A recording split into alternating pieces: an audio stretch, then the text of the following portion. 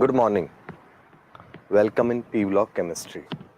Last episode में हम लोगों ने ग्रुप 15 को पूरी तरह से वाइंड अप कर दिया था। ठीक है, आज हम लोग ले रहे हैं ग्रुप 16 और जो हम लोगों का पैटर्न चल रहा है एनसीईआरटी को भी हैंड टू हैंड कवर कर रहे हैं, उसके साथ ही उसके क्रॉस प्लस माइनस को हम लोग लेते हैं। ठीक है, तो ग्रुप 16 में जो मेंबर्स हैं, मेंबर्स का इंट्रोडक्शन तो मैं पहले दे ही चुका हूं। ऑक्सीजन फैमिली कहते हैं इसको। ऑक्सीजन फैमिली का एक और नाम क्या है? तो आंसर है इनका एक और नाम होता है चैल्कोजेंस। ऑक्सीजन फैमिली का एक और नाम क्या है? तो आंसर है इसको कहते हैं हम लोग चैल्कोजेंस। चैल्कोजेंस का मतलब क्या होता है? तो आंसर है चैल्कोजेंस का मतलब होता है कंपाउंड फॉर्मिंग, क्योंकि ऑक्सीजन कंपाउंड बनाने में काम आता है। क्लियर? इसलिए इस फैमिली का एक और नाम क्या हो गया? चैल्कोजेंस। क्लियर? होप आप एनसीईआरटी रेगुलर पढ़ रहे हैं। जितना पढ़ा रहा हूं एक एक लाइन हैंड टू हैंड पढ़ लेना।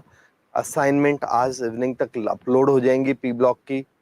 ठीक है, तो उसके क्वेश्चंस भी आप हैंड टू हैंड कंप्लीट कर लेना। क्लियर? स्क्रीन पर वो आपको शेयर करता हूं मैं पी ब्लॉक के 16 ग्रुप की प्रॉपर्टीज और 16 ग्रुप के एलिमेंट्स। ठीक है, दूसरी बात, पी ब्लॉक में ऑक्सीजन है, तो ऑक्सीजन क्या होता है? अर्थ क्रस्ट में सबसे ज्यादा मिलने वाला एलिमेंट है। ऑक्सीजन जैसे आप देख रहे हो यहां पर, तो अर्थ क्रस्ट में सबसे ज्यादा मिलने वाला एलिमेंट है ऑक्सीजन। 46% से भी ज्यादा अर्थ के उसमें मिलता है। इसी तरह एटमॉस्फेयर में जो एयर होती है, तो एयर का अराउंड 21% पार्ट जो है ना ऑक्सीजन है वॉल्यूम वाइज। भाई जो भी है आज तक आपने जो पढ़ा है 21, और नाइट्रोजन होता है 78%। तो ये बाय वॉल्यूम ही होता है, वेट वाइज नहीं होता, क्योंकि अलग अलग एसिड का वेट तो अलग अलग होता है, तो वॉल्यूम वाइज ये बात होती है। आया कि नहीं आया समझ में?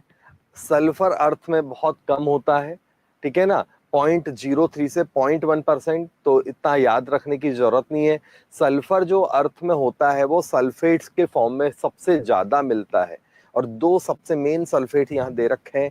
कैल्शियम सल्फेट डॉट 2H2O, जिसको हम लोग जिप्सम बोलते हैं। इसके कई सारी वेराइटीज वाटर के हिसाब से कम ज्यादा हो जाती है, पीओपी वगैरह वगैरह।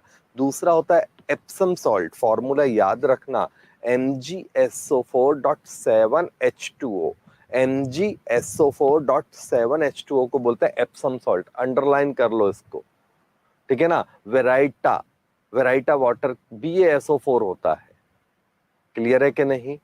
कोई डाउट है इसमें तो बोल दो। ठीक है, बाकी के कुछ सल्फाइड के कंपाउंड है तो उनका इतना टेंशन नहीं है। दूसरा, सल्फर वॉल्केनोज में होता है, हॉट स्प्रिंग्स जो गर्म पानी के झरने होते हैं उनमें भी होता है।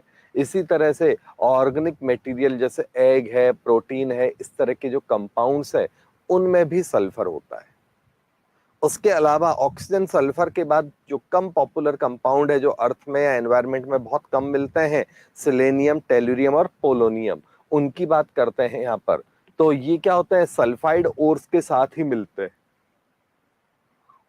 ठीक है, पोलोनियम जो होता है ये रेडियो एक्टिव है, तो रेडियो एक्टिव रिएक्शंस में थोरियम और यूरेनियम मिनरल्स के साथ मिलता है, तो वो कोई इतना इशू नहीं है आपको। ठीक है, आ गया समझ में?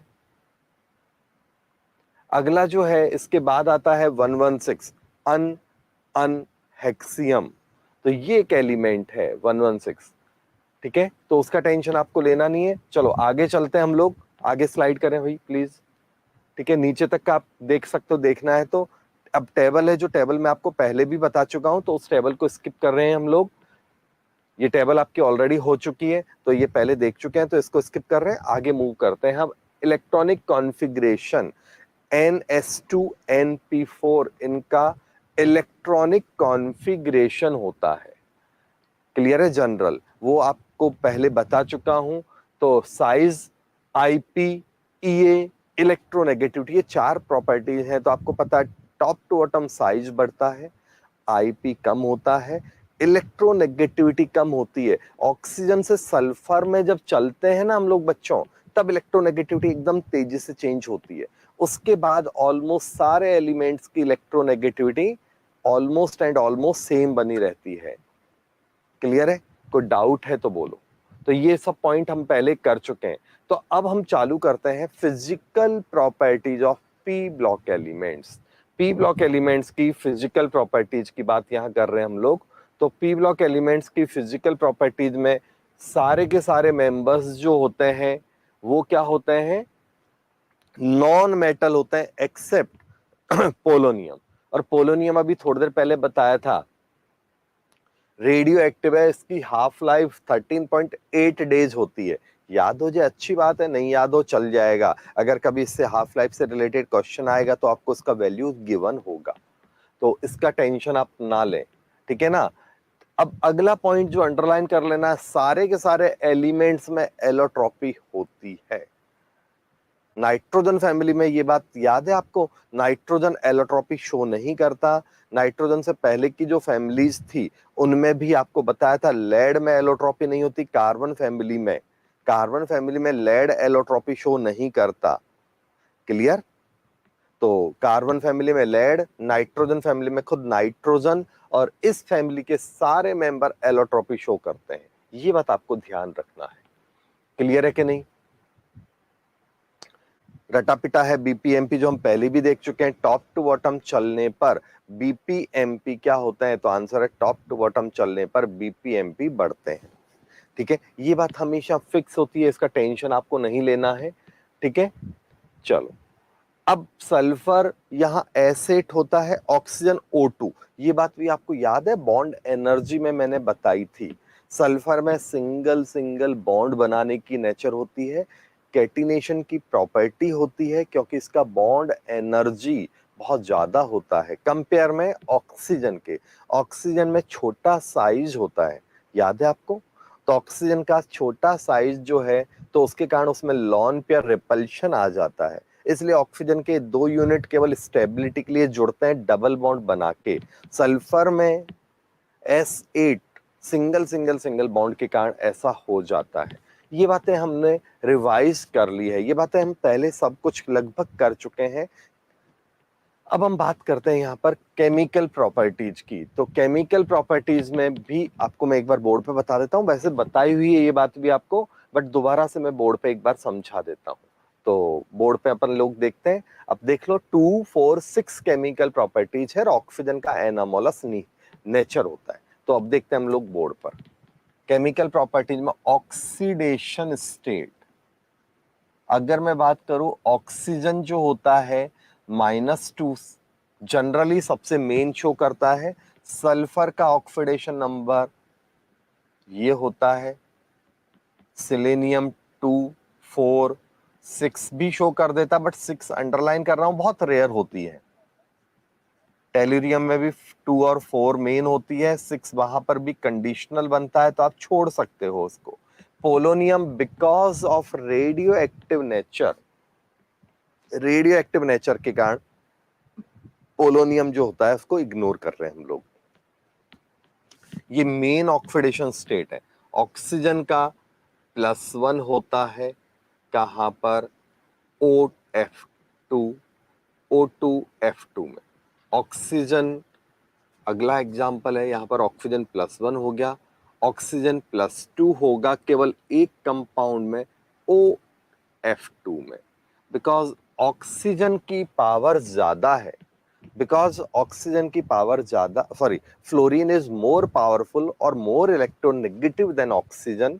बिकॉज ऑफ दैट क्या होता है, ऑक्सीजन को यहाँ पॉजिटिव बनना होता है। बाकी ऐसा कोई एग्जाम्पल नहीं है जहां पर ऑक्सीजन पॉजिटिव हो, केवल 2 ही एग्जाम्पल है। इसके अलावा अगर मैं बात करूं आपके, तो Cl2O में ऑक्सीजन जो होता है वो, सॉरी, Cl2O2 में ऑक्सीजन होता -1। इसी तरह परऑक्साइड्स जो होते हैं उनमें भी ऑक्सीजन होता है -1, जैसे Na2O2, H2O2।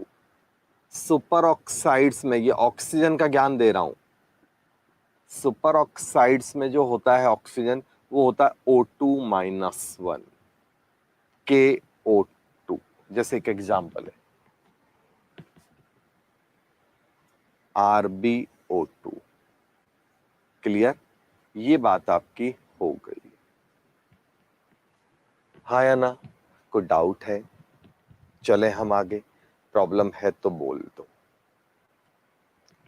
ठीक है, ये पॉइंट अपना बाइंड अप हो गया। सल्फर के ऑक्सीडेशन नंबर की एग्जांपल वाइज वैरायटीज हम लोग निकाल सकते हैं। तो वापस हम लोग नोट्स को देखते हैं, इनमें कुछ बात है क्लियर। एग्जांपल वाइज ये ऑक्सीडेशन नंबर वेरी करते हैं, और ऑक्सीजन का साइज छोटा है, स्मॉल साइज, इलेक्ट्रोनेगेटिविटी ज्यादा है, आईपी ज्यादा है, लॉन पेयर रिपल्शन है, और बिकॉज ऑफ दैट ऑक्सीजन की जो प्रॉपर्टी होती है वो एनामोलस होती है। तो अगला पेज शेयर करो। ये केमिकल प्रॉपर्टीज का ये वाला पेज आपका कंप्लीट हो गया है, क्लियर है कि नहीं? ठीक है। एनामोलस नेचर में हाइड्रोजन बॉन्डिंग का एक और पॉइंट दे रखा है, तो ऑक्सीजन हाइड्रोजन बॉन्डिंग शो करता है। ठीक है, इसलिए भी ऑक्सीजन का एनामोलस नेचर होता है कि ऑक्सीजन के कंपाउंड के बीपीएमपी कंपैरेटिवली एकदम बहुत ज्यादा हो जाते हैं। ये टेबल आपको मैं पहले भी बता चुका हूं, दोबारा से एक बार देख लो फटाफट फटाफट। H2O का हाइड्रोजन बॉन्डिंग के कारण मेल्टिंग पॉइंट अपने खानदान में सबसे ज्यादा होता है, बॉइलिंग पॉइंट भी सबसे ज्यादा हो जाएगा। तो H2O में हाइड्रोजन बॉन्डिंग होती है, तो हाइड्रोजन बॉन्डिंग केवल इस फैमिली में इन H2O होता है, इसके कारण इसके बीपीएमपी ज्यादा हो जाते हैं अपनी कैटेगरी में। बाकी के पॉइंट सारे के सारे सिंपल है। बाकी के पॉइंट को अगर हम देखें तो जो पॉइंट आ रहे हैं यहाँ पर, बॉन्ड एंगल, तो आपको पहले भी बताया हुआ है, top to bottom bond angle क्या होते हैं, कम होते हैं। ऐसा क्यों? Because of electronegativity of central atom. Central atom की इलेक्ट्रोनेगेटिविटी जितनी ज्यादा होगी, बॉन्ड एंगल उतना ही ज्यादा होता है। क्लियर है कि नहीं? बोलो, कमेंट भी करते रहना। इसके बाद आता है बॉन्ड लेंथ, तो वो तो He मतलब हाइड्रोजन के साथ जो एलिमेंट जुड़ा हुआ है ना, वो OH बॉन्ड, सल्फर का हाइड्रोजन के साथ बॉन्ड, तो वो कॉमन सेंस है। डाउन द ग्रुप साइज बढ़ेगा तो बॉन्ड लेंथ बढ़ेगी। एंथैल्पी, एंथैल्पी की बात करें तो सीधा सा जो मॉलिक्यूल जितना इजीली बनेगा, फॉर्मेशन की एंथैल्पी है, जो मॉलिक्यूल जितना इजीली बनेगा उसके फॉर्मेशन की एंथैल्पी उतनी ही ज्यादा होगी, उसके फॉर्मेशन की एंथैल्पी उतनी ही ज्यादा होगी। क्लियर है कि नहीं? बोलो, कोई प्रॉब्लम? अब यहां पर बात कर रहे हैं हम लोग, तो देखो पानी का बॉन्ड एंथैल्पी, सॉरी, पानी का एंथैल्पी ऑफ फॉर्मेशन ज्यादा है बिकॉज वो हाइड्रोजन बॉन्डिंग बना लेता है। बाकी औरों की बॉन्ड एंथैल्पी कम होती जाती है। नीचे के मेंबर उतना स्टेबल नहीं है, साइज डिफरेंस के कारण हाइड्रोजन बहुत छोटू है, और सल्फर, सेलेनियम और टेल्यूरियम, सॉरी, वो कंपेयर में बहुत बड़े हैं। बिकॉज ऑफ दैट इसके कारण क्या होता है, उनकी बॉन्ड एंथैल्पी बहुत ज्यादा हो जाती है। चले हम आगे, कोई प्रॉब्लम है तो बोल दो। अगला है आपका जो यहां पर है बॉन्ड डिसोसिएशन का, है ना, और डिसोसिएशन कांस्टेंट, तो सीधा सा है, जो जितना स्टेबल होगा उसका डिसोसिएशन कांस्टेंट उतना ही ज्यादा होगा। अगला पॉइंट है अपना, यहां तक में कोई डाउट हो तो बोल दो। ये टेबल मैंने आपके बाइंड अप कर दी है, ये पहले भी कर चुके थे, तो यहां पर एक बार ब्रश अप हो गया कि आप लोग नींदों से जग जाओ, सो रहे हो तो जग जाओ, अलर्ट मोड में बैठ जाओ। अब हम लोग देख लेते हैं रिएक्टिविटी विद ऑक्सीजन और रिएक्टिविटी विद हेलोजन। दो पॉइंट यहां पर हैं। ऑक्सीजन से जब रिएक्शन होती है तो ऑक्साइड बनते हैं। क्लियर, वेरी गुड, अरे वाह।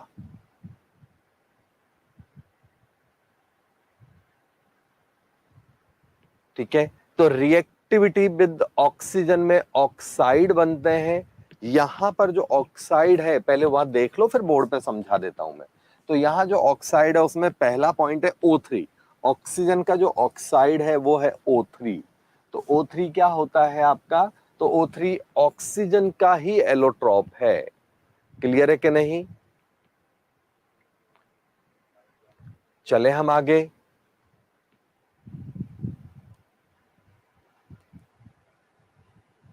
अब यहां पर बात करते हैं तो ऑक्साइड्स, ऑक्सीजन के ऑक्साइड में O2 और O3 है, पहला।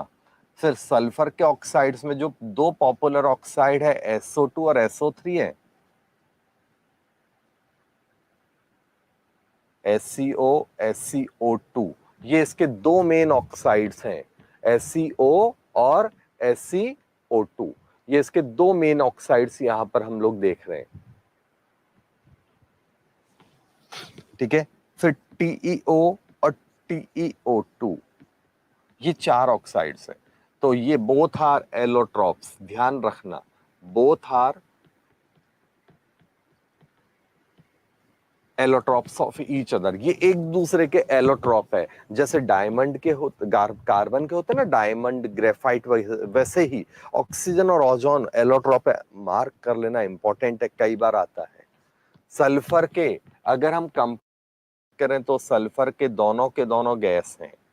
सिलेनियम का ये वाला का जो है ये सॉलिड है। तो सॉलिड होने का लॉजिक क्या है? तो सॉलिड होने का सीधा सा लॉजिक है कि जैसे जैसे मास बढ़ेगा, जैसे जैसे मॉलिक्यूलर मास बढ़ेगा, सॉलिड बनने की प्रॉपर्टी बढ़ती जाती है। हाँ या ना? कोई डाउट है तो बोल दो।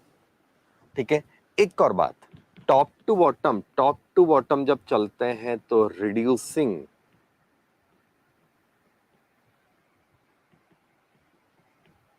स्ट्रेंथ बढ़ेगी। क्यों? रिड्यूसिंग का मतलब खुद ऑक्सीडाइज हो रहा है, तो टॉप टू बॉटम चलने पर रिड्यूसिंग नेचर बढ़ती है। हाँ या ना? डाइऑक्साइड की। क्लियर हो गया? नीचे के मेंबर्स में साइज बढ़ जाता है, तो साइज बढ़ने के कारण ये टूटने की नेचर होती है। तो ये जो है ये ऑक्सीडाइजिंग नेचर का है, ये वाला मेंबर। क्योंकि ये साइज बड़ा है तो इजीली क्या होगा, ऑक्सीजन दे देगा किसी को भी। टूटने की नेचर है, मतलब ये वाला मॉलिक्यूल यहां पर स्टेबल कंपेयर में इसके है। तो इसमें क्या होगा कि ये इजीली किसी को ऑक्सीजन देगा, तो ये क्या हो गया आपका, रिड्यूसिंग नेचर का हो गया। आया कि नहीं आया समझ में? ये आपका ऑक्साइड वाला पॉइंट मैंने बाइंड अप किया। अब ऑक्साइड के बाद अगला पॉइंट है वो देखो, हैलाइड वाला। यहां पर कोई प्रॉब्लम है तो बोलो।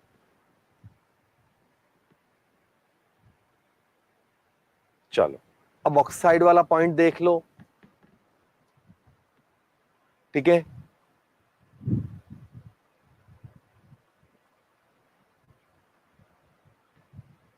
तो सॉरी, ऑक्साइड के बाद हैलाइड वाला पॉइंट। तो हैलाइड अभी बता देता हूं मैं आपको, यहां पर पहले वहां देख लो। तो ऑक्सीडेशन स्टेट के हिसाब से 2, 4, 6 तीनों टाइप के हैलाइड्स हो सकते हैं। और आपको पता है हैलाइड्स में फ्लोरीन सबसे इजीली इलेक्ट्रॉन विड्रॉ करा पाता है। तो फ्लोरीन के जो हैलाइड मतलब फ्लोराइड होते हैं, ये सबसे ज्यादा स्टेबल होंगे। फ्लोरीन के जो हैलाइड्स है ये सबसे ज्यादा स्टेबल होंगे, बाकी औरों के हैलाइड कंपैरेटिवली कम स्टेबल होंगे। हाँ या ना? कोई डाउट है तो बोल दो। Clear? Down the group hexa halide, hexa fluoride जो है वो बनना मुश्किल हो जाता है। केवल फ्लोरीन ही है जो हेक्सा फ्लोराइड बनाता है। ठीक है, देखो बोर्ड पे देखो फटाफट। देखो हैलाइड्स का जो कंसेप्ट है, तो हैलाइड का कंसेप्ट में क्या है, पहला पॉइंट, मतलब हैलाइड्स स्टेबिलिटी लिख देता हूं पहले मैं। फ्लोराइड, क्लोराइड, ब्रोमाइड, आयोडाइड, पहला पॉइंट है। हैलाइड्स की अगर हम बात करें तो fluoride, bromide, iodide, chloride, bromide और आयोडाइड, ये फ्लोराइड की हैलाइड की स्टेबिलिटी है। Top to bottom halide formation थोड़ा मुश्किल होता है। तो यहां पर हैलाइड की बात करूं तो ऑक्सीजन के जो हैलाइड है, अभी थोड़ी देर पहले भी समझाए थे, OF2, ठीक है, Cl2O, ये तीन पॉपुलर है, Cl2O2। ब्रोमाइड इसके बहुत ज्यादा, यहाँ आयोडाइड इतने ज्यादा पॉपुलर नहीं है तो मैंने इग्नोर कर दिए। सल्फर के हैलाइड्स की बात करूं तो सल्फर के हैलाइड में SCl2, S2Cl2, ये दो बनते हैं। SbR2 बनेगा, SbR4 भी बनता है। लेकिन सबसे ज्यादा जो पॉपुलर है वो है सल्फर के फ्लोराइड्स, ये मोस्ट पॉपुलर है, ये आपको याद होने चाहिए। नीचे चलें, SeCl2, SeCl4, SeF4, SeF6 बनता है बट इग्नोर कर सकते हो, SeF6 उतना स्टेबल नहीं होता। नीचे चलते हैं तो हेक्सा बनाना उतना आसान नहीं होता, ऐसे मैंने लिख दिया, क्लियर है। केवल हैलाइड्स में अगर हम बात करें तो फ्लोरीन का जो हैलाइड है वो हेक्सा फॉर्म में हो सकता है, बाकी और किसी में इतनी पावर नहीं है क्लोरीन ब्रोमीन में कि वो 6 इलेक्ट्रॉन विड्रॉ करा पाए। क्लियर है बच्चों, इसमें कोई बात है तो बोल दो। अब हैलाइड जो होते हैं, तो ये वाले हैलाइड अगर हम बात करें तो ये मेनली कोवलेंट है, ये जो है ये पोलर कोवलेंट है, पोलर कोवलेंट या पार्शियल आयनिक, और ये कोवलेंट।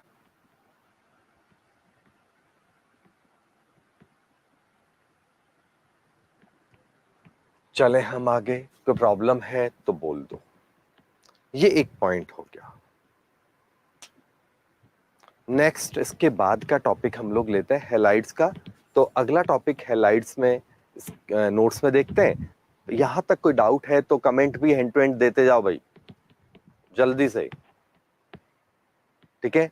तो यहां पर आप देख रहे हो कि भाई SF4 डाउन द ग्रुप, ये कॉमन सेंस की बात है, बार बार बता के टाइम खराब नहीं करना। SF4 गैस होता है, ठीक है ना, जबकि ये जो है ये SeF4 सॉलिड होता है। तो ये चीजें लिक्विड होता है, ये गैस है, मान लो ये लिक्विड है, और यहाँ पर TeF4 भी लिख देता हूँ, वहां नोट्स में दे रखा है तो मैंने, ये लिक्विड है, ये गैस है, और ये सॉलिड है। तो कॉमन सेंस की बात है, ऐसा क्यों हो रहा है, उसका कारण है यहाँ पर कि डाउन द ग्रुप मास बढ़ेगा, तो मास बढ़ेगा तो सारे के सारे हैलाइड्स की गैस, ऊपर के गैस है, नीचे आते आते लिक्विड और सॉलिड प्रॉपर्टीज उनमें होती जाती है। क्लियर है कि नहीं।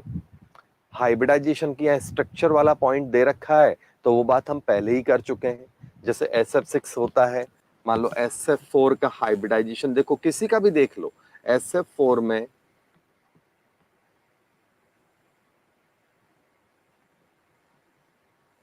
ये अपना पॉइंट है। तो हाइब्रिडाइजेशन कैसा होगा, तो sp3d हाइब्रिडाइजेशन होगा। क्लियर है कि नहीं, sp3d हाइब्रिडाइजेशन होगा। ज्योमेट्री कैसी होगी, तो आंसर है डिस्ट्रोटेड सीसॉ स्ट्रक्चर होती है। जैसे वहां लिखा हुआ है पेंटागोनल बाय पिरामिडल, ये उतना परफेक्ट नहीं है, इसके बजाय लास्ट में लिखा हुआ है डिस्ट्रोटेड। तो डिस्ट्रोटेड पेंटागोनल बाय पिरामिडल बोल सकते हो, या सबसे अच्छा वर्ड है सीसॉ ज्योमेट्री, ये सबसे अच्छी लैंग्वेज है।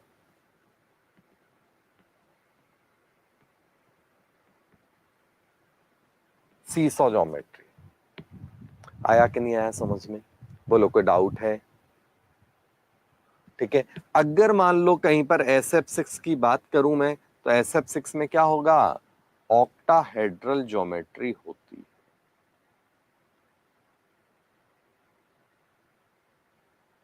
ये इसकी ज्योमेट्री होती है, तो ऑक्टाहेड्रल 90 डिग्री एंगल होगा,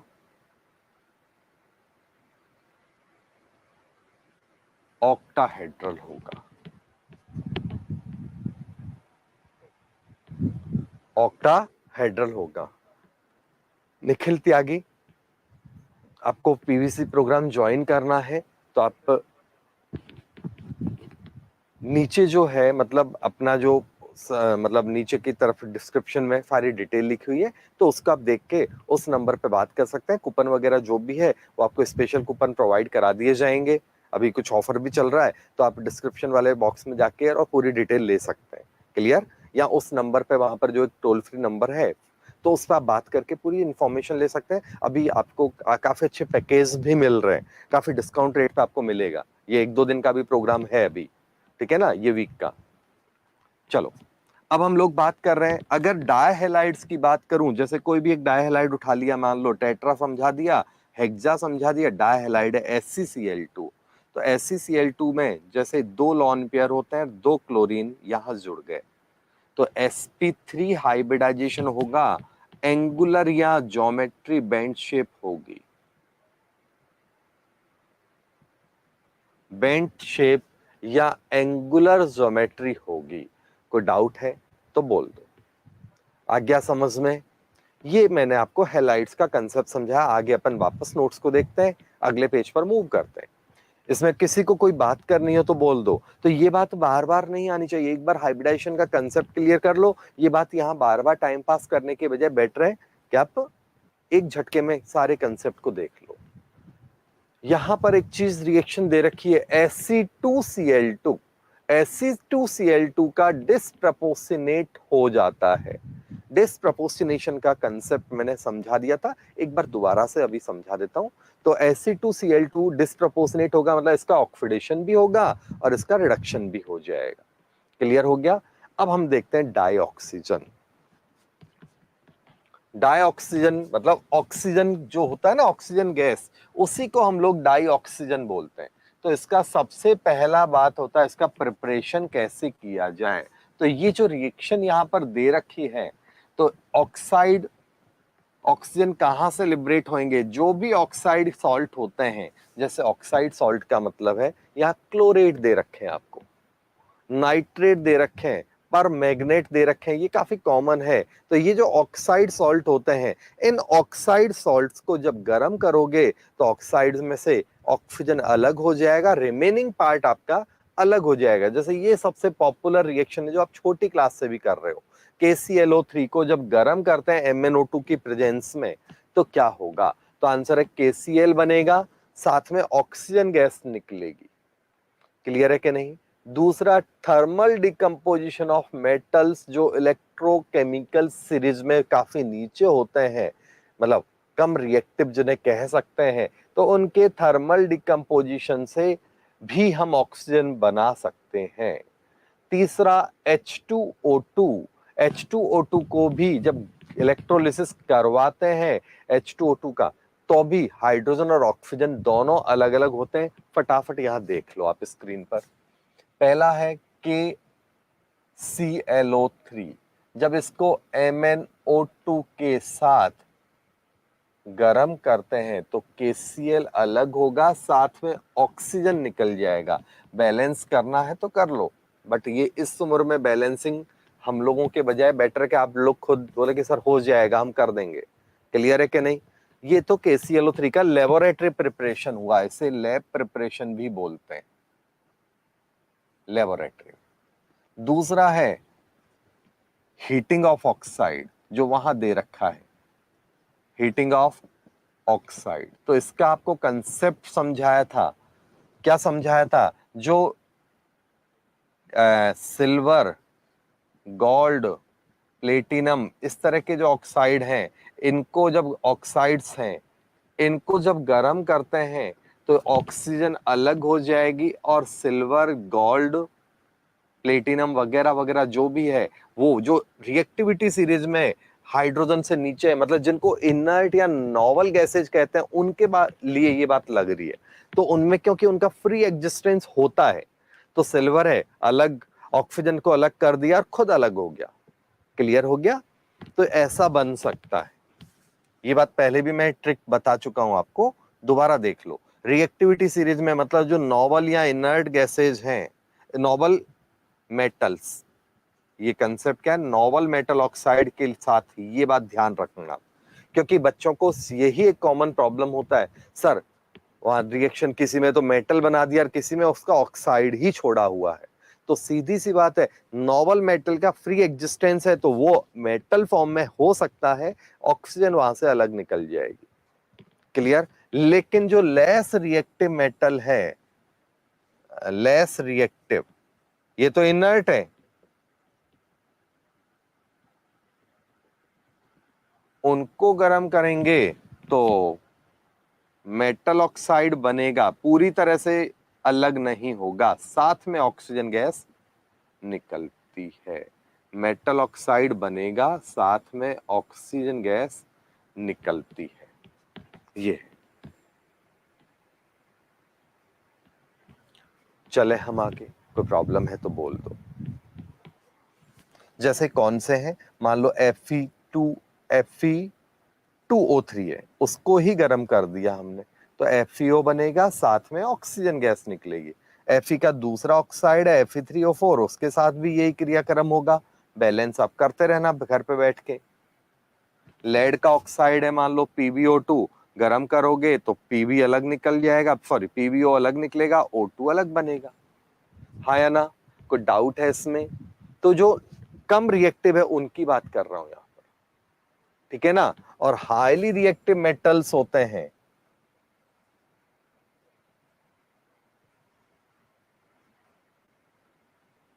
ये कंसेप्ट है, बुक में ऐसा नहीं दे रखा है, मेटल ऑक्साइड, इनको गर्म करने से ऑक्सीजन एक तरह से ये मान के चलो नहीं निकलेगा। एक्चुअली ऐसा नहीं कि नहीं निकलेगा, ऑक्सीजन बना लेकिन वो तुरंत रिवर्स हो जाता है, ठीक है ना। तो इसलिए हमने डायरेक्ट लिख दिया नहीं निकलेगा। जैसे एक एग्जांपल है Na2O, K2O, ऐसे, ठीक है ना। CaO, मतलब S ब्लॉक के ऑक्साइड्स इस कैटेगरी में देखते हैं, तो रिवर्स हो जाने के कारण ऐसा होता है। क्लियर हो गया बच्चों? कोई प्रॉब्लम है तो बोलो।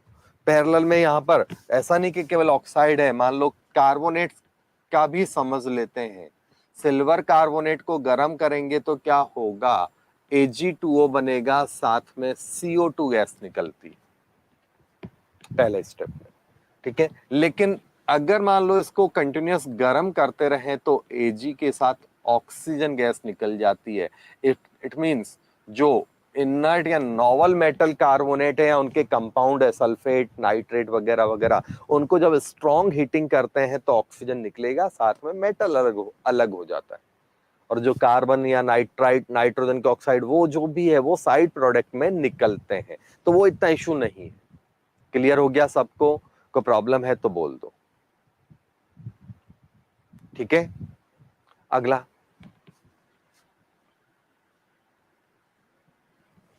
अगला है आपके, तो जो यहां बात आती है, लेकिन अगर मान लो मैं यहां पर लेड कार्बोनेट की बात करूं, लेड कार्बोनेट को गर्म करने पर क्या होगा, तो यहां पर लेड ऑक्साइड बनेगा, साथ में CO2 निकलेगी। ये है, मतलब यहां से ऑक्सीजन नहीं निकलेगा। क्लियर? वही कारण, रिएक्टिविटी। कम रिएक्टिव है तो पूरी तरह मेटल फॉर्म में, बोले ठीक है शांति मिली मेरे को, काय को मतलब मगजमारी पालना है। लेकिन जो ज्यादा रिएक्टिव है वो तुरंत रिएक्शन तो करेगा ही करेगा। कोई प्रॉब्लम है तो बोल दो। अब बताओ, किसी को कोई कमेंट देना है फटाफट दो, अदरवाइज आगे दोबारा से नोट्स को कंटिन्यू करते हैं। तरीका सबको समझ में आ रहा है, क्लियर है, एंजॉय कर रहे हो उस पैटर्न को। एनसीईआरटी भी लाइन टू लाइन हो रही है, साथ में उसी से जो ट्विस्ट फॉर्म होता है उसी का एडिशनल जो क्वेश्चंस बनते हैं एटलीस्ट मेंस लेवल तक। और जब एनसीईआरटी खत्म करेंगे तो 2-4 लेक्चर एकदम सुपर लेवल और चलेंगे। ये बात सबको क्लियर है? कोई प्रॉब्लम है तो बोल दो। आगे देखो, अब इसके बाद आगे चलते हैं हम प्रॉपर्टीज पे। ये सब तो मैंने समझा दिया है, तो नीचे प्रॉपर्टीज की बात करते हैं। तो यहाँ पर भी रट्टी पिट्टी प्रॉपर्टी है। तब तक आप अपने कमेंट करो, पैटर्न में कोई प्रॉब्लम है किसी को तो।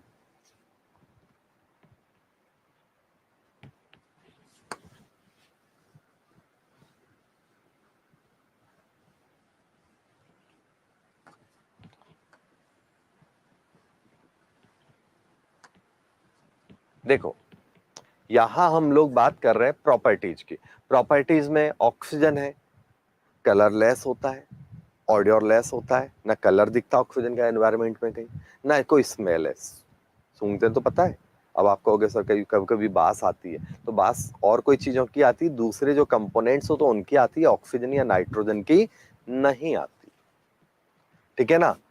पानी में ये सॉल्युबल होता है कंपैरेटिवली, ऐसा नहीं कि बहुत ज्यादा, स्लाइटली सॉल्युबल है, ठीक ठीक है, काम चल जाता है। इसी के कारण क्या होता है, वाटर लिविंग जो पानी में रहने वाले एनिमल्स हैं वो क्या होते हैं, पानी में सरवाइव कर जाते हैं, बिकॉज वाटर में ऑक्सीजन की सॉल्युबिलिटी होती है।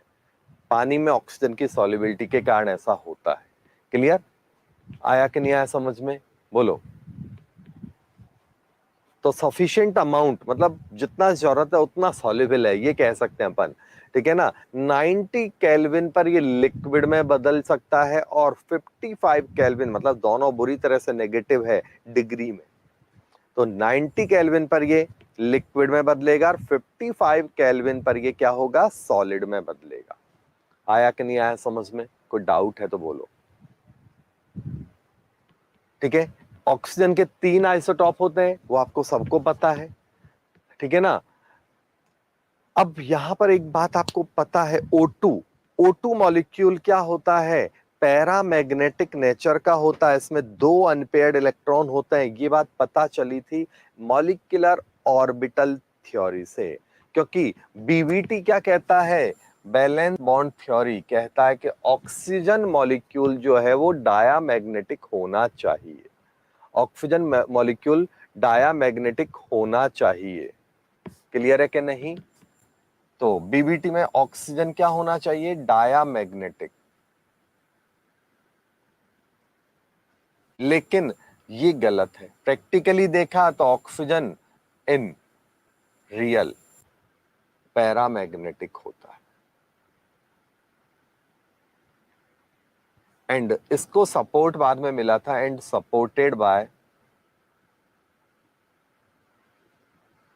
मॉलिक्यूलर ऑर्बिटल थ्योरी, जो आप 11th के बॉन्डिंग में देख चुके हैं। मैंने इसका भी आपको ट्रिक करवा दिया है, हाँ या ना। तो मॉलिक्यूलर ऑर्बिटल थ्योरी ने ऑक्सीजन को कहा कि ये पैरामैग्नेटिक है और इसमें 2 अनपेयर्ड इलेक्ट्रॉन होते हैं। उसके लिए जो कोई नया बच्चा हो तो वो एमओटी का मेरा ट्रिक देख ले, एमओटी के एपिसोड्स को देख ले, तो उसको ये बात बहुत अच्छी तरह समझ में आएगी। ऑक्सीजन स्टार्टिंग में मैंने बताया था, इनको चैल्कोजेंस फैमिली कहते हैं। चैल्कोजेन फैमिली का मतलब है कंपाउंड फॉर्मिंग। तो ऑक्सीजन क्या है आपका, ऑक्सीजन फैमिली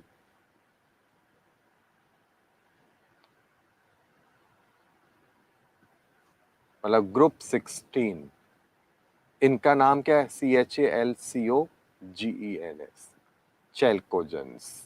इनको क्या बोलते हैं हम लोग, तो इनको बोलते हैं हम लोग चैल्कोजेंस। चैल्कोजेंस का मतलब क्या है, तो आंसर है कंपाउंड फॉर्मिंग, ठीक है ना। तो कंपाउंड फॉर्मिंग, क्योंकि ये क्या होता है, लगभग सबसे ऑक्सीजन सारे मेटल सारे एलिमेंट से रिएक्शन कर लेता है, और इसी के कारण ये अर्थ क्रस्ट में जो मिलेगा उसको अपने साथ समेट लेगा, भैया आ जाओ रिएक्शन करनी है, कंपाउंड बनाना, आ जाओ मेरे साथ बनाओ। केवल ये 2-4 जो बेशरम मेटल्स है ना, उन्हीं के साथ इसकी रिएक्शन बहुत कम होती है, इनर्ट या नोबल मेटल्स, बाकी ये A to Z सबसे रिएक्शन इजिली कर लेता है, हाँ या ना। कोई प्रॉब्लम है? आगे देखो, नोट्स को देखते हैं अपन लोग जल्दी से।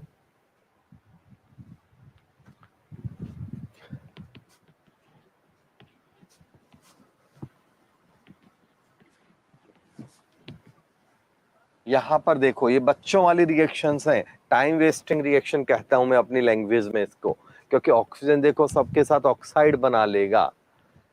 बच्चों वाला है, आई थिंक इस उम्र में आपको भी समझना जरूरत नहीं है। जिंक सल्फाइड है, तो जिंक सल्फाइड में से सल्फर को ऑक्सीजन ने क्या किया, रिप्लेस कर दिया, तो ZNO बन गया, साथ में सल्फर को भी नहीं छोड़ा, सल्फर का भी ऑक्साइड बना डाला, हाँ ना।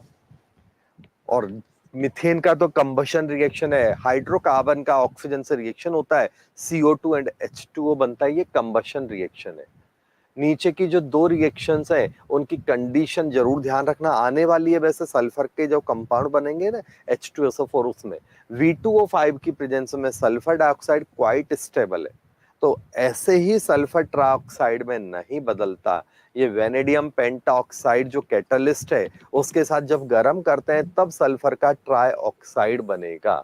इसी तरह HCl की जब रिएक्शन होती है ऑक्सीजन के साथ CuCl2 की प्रेजेंस में, तो क्लोरीन अलग हो जाएगा। जो हाइड्रोजन है, ये हाइड्रोजन यहां पर ऑक्सीजन के साथ रिएक्शन करके और बनाता है आपका H2। तो इसका मतलब हम क्या बोलेंगे कि कि ऑक्सीजन की जो नेचर है वो जहां भी जुड़ेगा, कॉमन सेंस है, ऑक्सीडाइजिंग नेचर है। सल्फर डाइऑक्साइड का ऑक्सीडेशन कर दिया, सल्फर डाइऑक्साइड का ऑक्सीडेशन कर दिया। इसी तरह HCl को भी क्लोरीन में इसने क्या कर दिया, ऑक्सीडाइज कर दिया। बाकी के यूजेज है वो सबको लगभग पता है। ऑक्सीजन रेस्पिरेशन में काम आता है, ऑक्सीजन फ्लेम में काम आता है, कंबशन में काम आता है, ठीक है ना। क्लियर है कि नहीं? हॉस्पिटल वगैरह में भी इसको काम में लिया जाता है। यहाँ पर एक बात ध्यान रखना, हॉस्पिटल में जो सिलेंडर होता है या फिर स्कूबा डाइवर्स मतलब गोताखोर जो बाटला लेके जाते हैं सिलेंडर, उसमें क्या होता है? ऑक्सीजन तो होता ही है, ऑक्सीजन के अलावा और क्या होता है? कोई बताएगा आप में से? बोलो जल्दी से आंसर दो, ठीक है ना।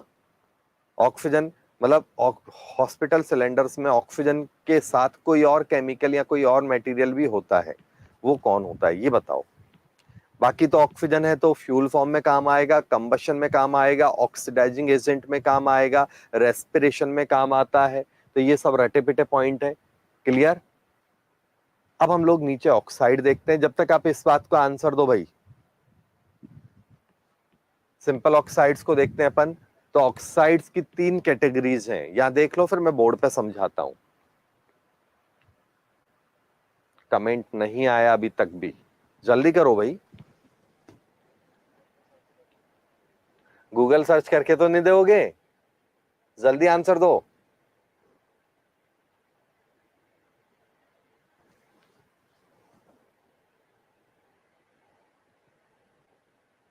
वाई?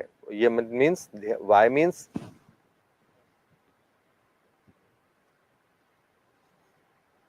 चलो खैर कब बता देता हूं। हीलियम और ऑक्सीजन का जो मिक्सचर होता है ना, ऑक्सीजन और हीलियम का, वो मिक्सचर आपका काम आता है बोटल्स में। ऑक्सीजन के जो सिलेंडर्स होते हैं उनमें हीलियम उसके साथ मिक्स किया जाता है, जो उसकी रिएक्टिविटी को थोड़ा कंट्रोल कर दे। हाँ या ना? अब यहां देखते हैं हम लोग ऑक्साइड्स की बात कर रहे हैं। उससे पहले सबसे नीचे वाली जो रिएक्शन है वो देख लो। लाइम वाटर बनता है, छोटे बच्चे को भी पता है, ठीक है। तब मैं ऑक्साइड का कंसेप्ट आपको समझा देता हूं यहां पर। तो अब हम लोग ले रहे हैं ऑक्साइड्स। नेचर के हिसाब से 3 टाइप का होता है, एसिडिक, बेसिक, और तीसरा होता है वो है न्यूट्रल, ठीक है ना। ये मेन 2 है। कुछ और भी होते हैं, वो एम्फोटेरिक भी लिख देता हूं क्योंकि कई बच्चे एम्फोटेरिक और न्यूट्रल को एक ही मान लेते हैं। ये मैंने ऑक्साइड लिखे। क्लियर? तो एसिडिक ऑक्साइड कौन होते हैं? जनरली ये नॉन मेटल ऑक्साइड होते हैं। बेसिक ऑक्साइड में कौन होगा? जनरली ये मेटल ऑक्साइड होते हैं, ठीक है ना। मेटल ऑक्साइड अगर कहीं है विद हाई ऑक्सीडेशन स्टेट, ये मेटल ऑक्साइड है, ठीक है। कोई डाउट है तो बोल दो, ठीक है। पहला पॉइंट ये रहा आपका। मेटल ऑक्साइड बेसिक होते हैं, और अगर ऑक्सीडेशन नंबर कम है तो वो पक्का बेसिक होगा। न्यूट्रल के रटे पिटे एग्जाम्पल यहां लिख दूं, जैसे सल्फर के ऑक्साइड्स ले लो, क्लोरीन के ले लो, कोई भी नॉन मेटल में ले लो, P2O5 ले लो, P2O3 ले लो। तो 50 नॉन मेटल है आपके पास खूब सारे, वो सारे के सारे इसमें आप डाल सकते हो। एग्जाम्पल्स को रट्टा मारने की जरूरत नहीं है। क्लियर है कि नहीं? बोलो। चले नाइट्रोजन के ऑक्साइड्स हैं जैसे NO, NO2, N2O5 वगैरह वगैरह। तो ये टाइम पास नहीं कर रहे हैं। अब मेटल ऑक्साइड में अगर हम बात करें जो प्योर मेटल होते हैं S ब्लॉक के, तो S ब्लॉक सारे, all S block oxide except beryllium oxide. Beryllium oxide के अलावा सारे के सारे S ब्लॉक ऑक्साइड में बेसिक होते हैं। कोई बहुत स्ट्रॉन्ग बेस होगा, कोई थोड़ा वीक होगा, वो एक अलग बात है, बट सारे बेसिक होंगे। बेरिलियम ऑक्साइड कहां आएगा? तो ये आता है यहां पर, ठीक है ना। इसके अलावा अगर हम बात करें तो जैसे D block oxide with low oxidation state, ऐसे लिख देता हूं मैं, तो एग्जाम्पल याद करने का टेंशन आपका कम रहेगा। D block oxide with low oxidation state, जैसे MnO, CrO, FeO, इस तरह के, NiO, Cu2O, ZnO वगैरह वगैरह, बहुत से हैं। क्योंकि हाई ऑक्सीडेशन स्टेट में तो इधर चले जाएंगे, जैसे यहां लिख देता हूं मैं एग्जांपल में, डी ब्लॉक के ऑक्साइड्स में Mn2O7, ये एसिडिक नेचर में आ जाता है, क्योंकि बहुत ज्यादा पॉजिटिव चार्ज हो जाने के कारण बहुत पावरफुल हो जाता है Mn, तो Mn अब एसिडिक नेचर शो करेगा ऑक्साइड फॉर्म में। क्लियर, ये ध्यान रखना आप, ठीक है ना। CrO3, CrO5, ठीक है ना, ऐसे कुछ एग्जांपल लिख दिए मैंने। न्यूट्रल ऑक्साइड में बहुत ज्यादा नहीं है, आपको ध्यान रखना है CO और N2, ये दो ऑक्साइड आपको बिल्कुल रटे होने चाहिए न्यूट्रल में। अक्सर क्वेश्चन बनता है बच्चों, ध्यान रखना, जनरली क्वेश्चन बनता है बताओ कौन है जो न्यूट्रल ऑक्साइड होगा, या इंटीजर में क्वेश्चन निकाल सकते हैं, पिक एसिडिक ऑक्साइड और बेसिक ऑक्साइड, कुछ भी पिक करवा लेंगे, इंटीजर ग्रेडिंग वाले क्वेश्चन जो होते हैं ना, ठीक है, उसमें।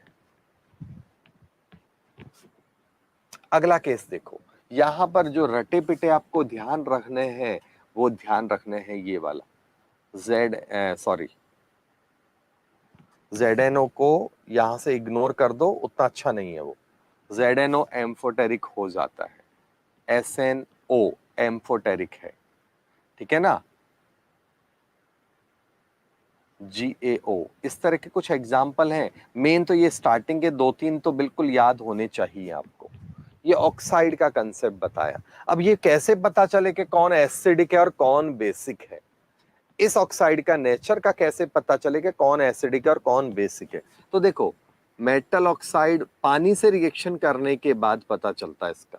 मेटल ऑक्साइड है तो पानी से रिएक्शन करेंगे तो लाइम वाटर बनाएंगे, पहला पॉइंट, ये एक पॉइंट हो गया अपना, ठीक है। अगर मान लो मैं नॉन मेटल ऑक्साइड्स की बात करूं तो पानी से रिएक्शन करके क्या बना लेते हैं वो एसिड, तो इस तरह से पता चलता है कि कौन कैसी नेचर का है। आइडिया लगा आपको कि नहीं। न्यूट्रल ऑक्साइड है, एम्फोटेरिक ऑक्साइड है, जो मतलब ऐसे कंपाउंड बनाते हैं जो बाद में एसिड और बेस दोनों से रिएक्शन कर लेते हैं। ये न्यूट्रल ऑक्साइड है, ये neither react with acids nor with base, पानी से रिएक्शन नहीं होगा, ध्यान रखना। मींस कार्बन मोनोऑक्साइड पानी के साथ रिएक्शन नहीं करता, कार्बन डाइऑक्साइड कर लेगा। कार्बन डाइऑक्साइड है, पानी से जब रिएक्शन होएगी इसकी तो क्या होगा, तो आंसर है H2CO3 बनेगा, H2CO3 बनेगा। क्लियर हो गया सबको। वापस नोट्स को देखते हैं हम लोग, इसमें कोई डाउट है तो बोल दो।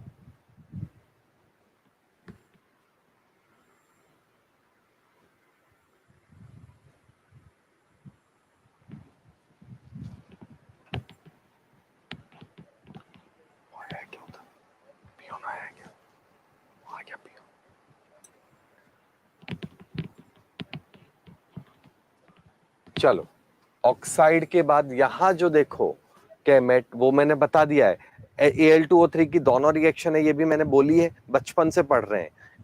Al2O3 HCl के साथ भी रिएक्शन कर लेता है और NaOH के साथ भी रिएक्शन कर लेता है। यहाँ जो आपको ध्यान रखने की बात है, 9th-10th लेवल में ये जो रिएक्शन होती है इसमें आप क्या करते हो, सिंपल सिंपल कंपाउंड बना देते हो, बट अब हम लोग कॉम्प्लेक्स और इस तरह के टिपिकल कंपाउंड्स भी पढ़ रहे हैं। क्लियर है कि नहीं। तो बिकॉज ऑफ दैट Al2O3 पानी से रिएक्शन करके क्या बनेगा, Al H2O का होल 6 Cl मतलब +3, Al H2O का होल 6 कॉम्प्लेक्स बना लेता है। ये लिगेंड नेचर आ गई, कॉम्प्लेक्स फॉर्मेशन नेचर आ गई। इसी तरह सोडियम वाला जो है, तो सोडियम वाला भी जब पानी के साथ रिएक्शन करता है NaOH वाला, सॉरी Al2O3 बेसिक मीडियम में, तो वो Al H2O का OH का हॉल 6 बनाता है, क्योंकि वहां पर OH आयनाइज लिगेंड है। ऊपर वाले में पानी HCl के साथ पानी है, तो पानी और HCl में से क्या होगा कि पानी जो है ना पावरफुल होने के कारण क्लोरीन को लिगेंड फॉर्म में नहीं जुड़ने देता। इस बात को और डिटेल में हम पढ़ेंगे कोऑर्डिनेशन कंपाउंड्स में। अब बात करते हैं हम लोग यहां पर, वो है आपका ओजोन। ओजोन जो होता है ऑक्सीजन का एलोट्रॉप होता है, सबको पता है ओजोन लेयर का नाम। ओजोन लेयर एटमॉस्फेयर में होती है, क्लियर है कि नहीं? तो ओजोन लेयर क्या करती है, छोटे बच्चे भी जानते हैं, सन से आने वाली हार्मफुल अल्ट्रावायलेट रेडिएशंस को एब्जॉर्ब कराने का काम करती है। यूवी रेडिएशन से हमारी सेफ्टी, अर्थ की और हमारी सेफ्टी करने का काम करती है। अगर ओजोन लेयर नहीं होती तो हम लोग वैसे ही, समझ गए ना, आया कि नहीं आया समझ में, कोई प्रॉब्लम है? ठीक है, इसीलिए तो बात करते हैं कि ओजोन में हॉल हो रहा है तो अर्थ का एनवायरनमेंट टेम्परेचर बढ़ रहा है, डिफरेंट टाइप की रेडिएशन आ रही है अल्ट्रावायलेट, जिससे कैंसर और इस तरह की जो स्किन डिजीजें बढ़ती जा रही है। तो ये चीजें, ओजोन लेयर की प्रोटेक्शन जितना ज्यादा होगा हम उतना ज्यादा सेफ रहेंगे, ये बात बोल सकते हैं। तो ये कह सकते हैं कि ओजोन लेयर सन रेज के लिए एक बैरियर है। जैसे कोई भी सिटी या कोई भी टाउन में जब हम एंटर करते हैं तो पुलिस का बैरियर आता है, तो वहाँ चेक पोस्ट कहते हैं जिसे, तो उसमें क्या होता है कि जो डाउटफुल लोग लगते हैं तो उनको वो वहाँ धर लेते हैं।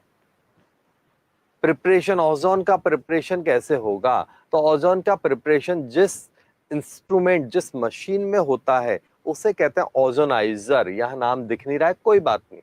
ओजोनाइजर जो है वो, उसमें होता है ऑक्सीजन की हेल्प से ओजोन बनता है, ठीक है ना। अब क्योंकि ऑक्सीजन और ओजोन में से ऑक्सीजन ज्यादा स्टेबल है तो ऑक्सीजन इजीली ओजोन में नहीं बदलता।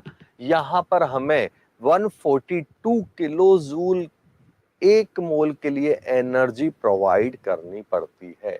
तो इसका मतलब हम क्या कह सकते हैं, हाई टेम्परेचर की कंडीशंस में ये रिएक्शन होती है, ठीक है ना। कोई दिक्कत है तो जिसको यहाँ लिखा हुआ silent electric discharge, silent electric मतलब बिना आवाज किए का मतलब ये नहीं कि चुप, सारे चुप बैठे रहो, वो नहीं। साइलेंट का मतलब है कि नॉर्मल में एकदम इलेक्ट्रिक करंट पास कराते हैं। आया कि नहीं आया समझ में? अब क्या होता है कि conversion of oxygen to ozone, देख रहे हो आप 10% ही हो रहा है, बहुत ज्यादा नहीं है। इसका मतलब जो ओजोन का आपका मटेरियल होता है वो, उसमें ऑक्सीजन इन्वॉल्व ऑलरेडी होती ही है। मींस प्योर ओजोन एक तरह से मिलना मुश्किल होता है। तो हम क्या कह सकते हैं कि जो ओजोन मिली है वो ऑक्सीजन के साथ है, इसीलिए उसको ऑक्सीजनेटेड ओजोन भी बोलते हैं। हाँ या ना? कोई डाउट है तो बोलो। चले हम आगे।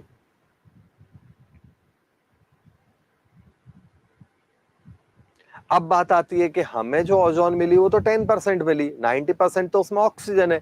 अगर हमें 10% से ज्यादा ओजोन चाहिए, क्लियर है कि नहीं, तो ओजोनाइजर जो होते हैं ना, बैटरीज ऑफ ओजोनाइजर्स वगैरह काम में लेते हैं, क्लियर है कि नहीं। तो ये, इसमें क्या होता है आपका, प्योर ओजोन हमें मिल सकती है।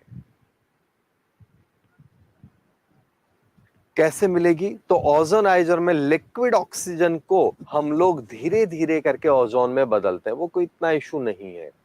प्रॉपर्टीज में अंडरलाइन कर लो, पेल ब्लू कलर का गैस होता है ओजोन, अंडरलाइन कर लो, ठीक है ना। फिर जैसे जैसे वो लिक्विड में बदलता है डार्क ब्लू हो जाता है, और सॉलिड होएगा तो वो आपका ब्लैकिश, वॉयलेट ब्लैकिश सॉलिड हो जाता है, जैसे आपके क्या कहते हैं, बैंगन का कलर, इस तरह का, ठीक है। तो गैस फेज में ये जो होता है ये आपका पेल ब्लू होता है, लिक्विड फेज में ये डार्क हो जाता है, और सॉलिड फेज में ये ब्लैकिश कलर की तरफ मूव करने लग जाता है। तो ये बात आपको ध्यान रखनी है, बहुत ज्यादा क्वेश्चंस निकल जाते हैं कई बार यहां से, हिंट वाले जो क्वेश्चंस होते हैं ना उनमें, ठीक है। कोई डाउट है तो बोलो। Ozone has a character smell होती है, ठीक है ना, और ये हमारी बॉडी के लिए हार्मलेस होती है। कोई प्रॉब्लम है तो बोल दो। चले हम आगे। अब आगे की बात करते हैं यहां पर काम की, तो थर्मोडायनेमिकली अभी मैंने थोड़ी देर पहले ही बताया था, ओजोन क्या होता है, अनस्टेबल होता है, ठीक है। ओजोन क्या होता है, अनस्टेबल होता है थर्मोडायनेमिकली, इसलिए तुरंत क्या होता है कि मतलब ऑक्सीजन में बदलने का बहाना ढूंढता है। क्लियर है कि नहीं, बोलो। इसके कई सारे कारण है, तो यहां पर इन्होंने थर्मोडायनेमिक्स से इस बात को समझाया हुआ है। थर्मोडायनेमिक्स में क्या होता है कि कौन सी रिएक्शन स्टेबल है, डेल्टा जी और एंट्रोपी के हिसाब से ये बात चलती है। अभी बोर्ड पे समझा देता हूं, पहले 2 लाइनें और खत्म कर लेते हैं यहां पर, ठीक है ना। तो यहां देखो आप,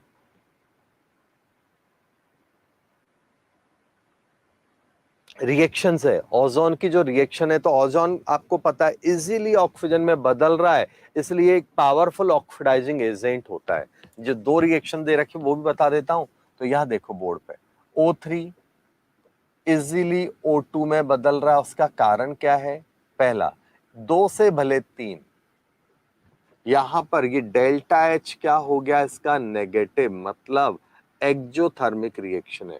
एंट्रोपी पॉजिटिव है, मतलब एंट्रोपी बढ़ रही है। तो इसके हिसाब से डेल्टा जी का जो फॉर्मूला है वो लगाओगे तो क्या हो गया, समझ में आ गया, डेल्टा जी भी नेगेटिव हो गया। ऊपर वाले तरीके से यहां देखो, थर्मोडायनेमिक्स से लिंक करके इस बात को देख रहे हैं। तो डेल्टा जी क्या हो गया, नेगेटिव हो गया। और नेगेटिव होने का मतलब ये क्या है, स्पॉन्टेनियस प्रोसेस है।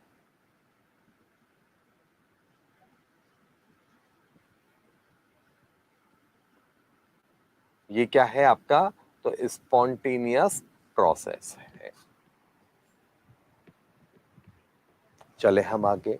स्पॉन्टेनियस प्रोसेस का मतलब क्या है, तो वो प्रोसेस जिसमें कंटिन्यूअसली अपने आप कन्वर्जन हो जाता है without help of any special energy और कंडीशंस, तो उन्हें कहते हैं हम लोग स्पॉन्टेनियस प्रोसेस। ये बात हुई।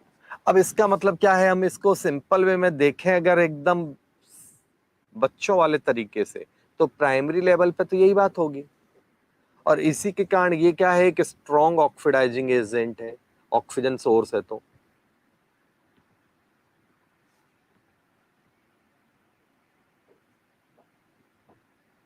ये क्या है, एक स्ट्रॉन्ग ऑक्सीडाइजिंग एजेंट है।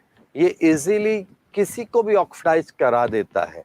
और यहां पर देखें तो ये है आपका लेड सल्फाइड का रिएक्शन। बात आती है कोई भी हो, लेकिन ये ही क्यों दे रखा है, उसका कारण क्या है, ऑक्सीजन निकलती जाएगी, ठीक है ना। कोई डाउट है इसमें तो बोलो। अब यहाँ लेड सल्फाइड जो होता है ना, ये ब्लैक कलर का होता है और इसको व्हाइट कलर में कन्वर्ट कर देते हैं। ओल्ड ऑयल पेंटिंग, जो पुरानी ऑयल पेंटिंग होती है ना, उनमें ऐसा होता है। क्या होता है समझ लो, ओल्ड ऑयल पेंटिंग जो होती है, तो वो ऑयल पेंटिंग नहीं होती बच्चों, वो लेड पेंटिंग होती है। बट इतना शाइन मारती है, ऐसा लगता है जैसे उनमें ऑयल का पेंट कर दिया, इतना चमकीला और शाइनिंग ऑयल की तरह लगता है। तो इसलिए उन लेड पेंटिंग को ऑयल पेंटिंग बोलते हैं। पहले बहुत चलती थी, अभी तो कम चलती है, अभी तो सब डिजिटल और इस तरह का हो गया। तो पुराने जमाने में राजा महाराजाओं के या जो अमीर लोग होते थे, उनके घरों में आज भी मिलती है, बहुत एक्सपेंसिव होती है, ठीक है ना। अभी तो मतलब, तो अब ये जो होती है धीरे धीरे करके वो लेड जो होता है ना, वो एनवायरनमेंट की सल्फर से एफिनिटी शो करके लेड सल्फाइड बनाता जाता है। एनवायरनमेंट की सल्फर से रिएक्शन करके लेड सल्फाइड वो बना लेता है। और लेड सल्फाइड बनने के कारण क्या होगा कि उसका कलर हो गया ब्लैक, मतलब जो ऑयल पेंटिंग है, जो पेंटिंग है, उसका कलर हो गया डल, ब्लैकिश हो गया, शाइनिंग कम होने लग गई। तो उससे वापस हमें उसको रिस्टोर करना, मतलब उसको चमक एज मेंटेन करानी है, तो या तो O3 से रिएक्शन कराते हैं या फिर H2O2 हाइड्रोजन पेरोक्साइड। ध्यान रखना, ओजोन से भी ज्यादा इंपॉर्टेंट है यहाँ पर H2O2। तो H2O2 के सॉल्यूशन से इसको वॉश कर लिया जाता है। तो लेड सल्फाइड जो ऑयल पेंटिंग है, उसको H2O2 या ओजोन के सॉल्यूशन से धो लो। धो लेने से क्या होगा, लेड सल्फाइड जो है लेड सल्फेट में बदल जाएगा, व्हाइट कलर आ जाएगा। व्हाइट का मतलब पुरानी shining as it is maintain हो गई। और यहाँ पर आप इसमें रिएक्शन तो ये है, लेकिन H2O2 हमने अब पढ़ नहीं रहे, लेकिन ये वाला ऑयल पेंटिंग के लिए ज्यादा वाइडली पूछा जाता है। दूसरा I माइनस है, वहां पर जो दे रखा है नोट्स में, I माइनस को इजीली I2 में बदलेगा। ये हमारा रिएक्शंस का ट्रिक है, ऑलरेडी पढ़ चुके हैं। कोई डाउट हो तो बोलो, नहीं तो नोट्स आगे पढ़ते हैं अपन लोग जल्दी से।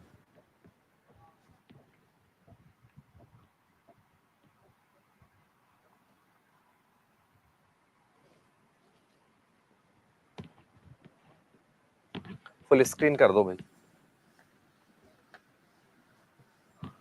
अब देखते हैं अपन लोग यहां पर इसके बाद जो लिखा हुआ है, ठीक है ना। तो ये जो कंपाउंड है ओजोन के साथ रिएक्शन करके I2 बनाते जाते हैं, आप देख रहे हो इनको इजीली, ठीक है ना। और ये नीचे की जो लाइन है ये ध्यान रखना, when ozone react with an excess of potassium iodide solution, ठीक है ना, buffered with a borate, buffer solution के साथ रिएक्शन करवाते हैं, उसका इतना टेंशन ही 9.2 pH होता है, वो इग्नोर कर सकते हो। मतलब कुल मिला के जो ऊपर की रिएक्शन हो उसमें I2 निकला, पोटेशियम आयोडाइड हो या और कोई हो, I2 निकलेगा, ठीक है ना। I2 जो निकलेगा आपका, तो इस I2 की रिएक्शन जब हम सोडियम थायोसल्फेट से कराते हैं, जो निकलने वाली आयोडीन की रिएक्शन हाइपो सॉल्यूशन कहते हैं। सोडियम थायोसल्फेट को हम लोग क्या बोलते हैं बच्चों, हाइपो सॉल्यूशन, ठीक है ना। तो उससे क्या होता है, हाइपो सॉल्यूशन से पास करा के, और इसका जो आयोडीन का वॉयलेट कलर है वो हमें डिसअपियर हो जाता है, ठीक है। तो ये आयोडाइड टेस्ट भी कहलाता है। सॉल्ट एनालिसिस में मैं इसको बहुत डिटेल में पढ़ाऊंगा, और साथ में यहाँ पर ऑक्सीजन के एस्टिमेशन में भी ये रिएक्शन काम आती है, कि इससे ऑक्सीजन का हमारा एस्टिमेशन हो जाता है, कि ऑक्सीजन का पता चल गया कि ऑक्सीजन वहां पर कितनी बन रही है, मोल कंसेप्ट लगा के। अगला पेज देखो आप फटाफट।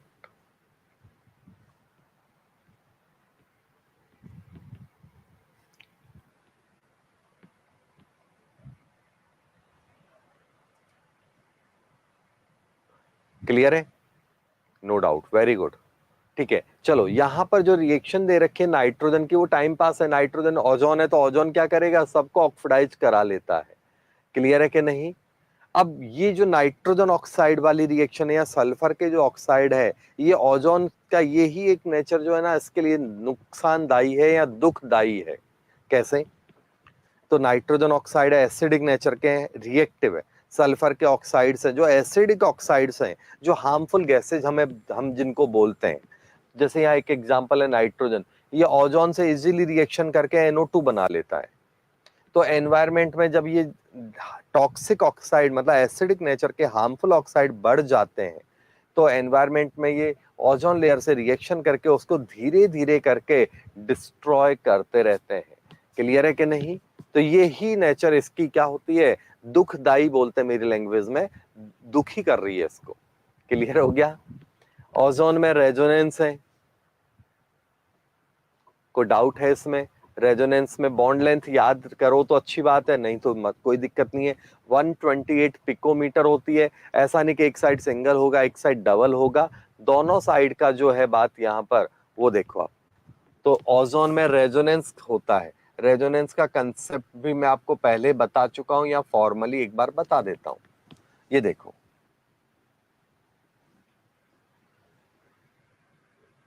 ये पूरा चार्ज वगैरह के साथ समझा रहा हूं, ये एक ओजोन का मॉलिक्यूल है। अब क्या होगा, गाना क्या है, गाएंगे lone pair to pi bond to lone pair. तो लॉन पेयर से पाई बॉन्ड बनेगा, तो पाई बॉन्ड से लॉन पेयर बनेगा, ठीक है।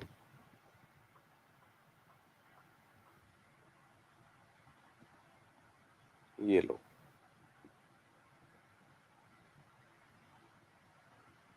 यहां ये बात हो गई, यहां ये बात हो गई।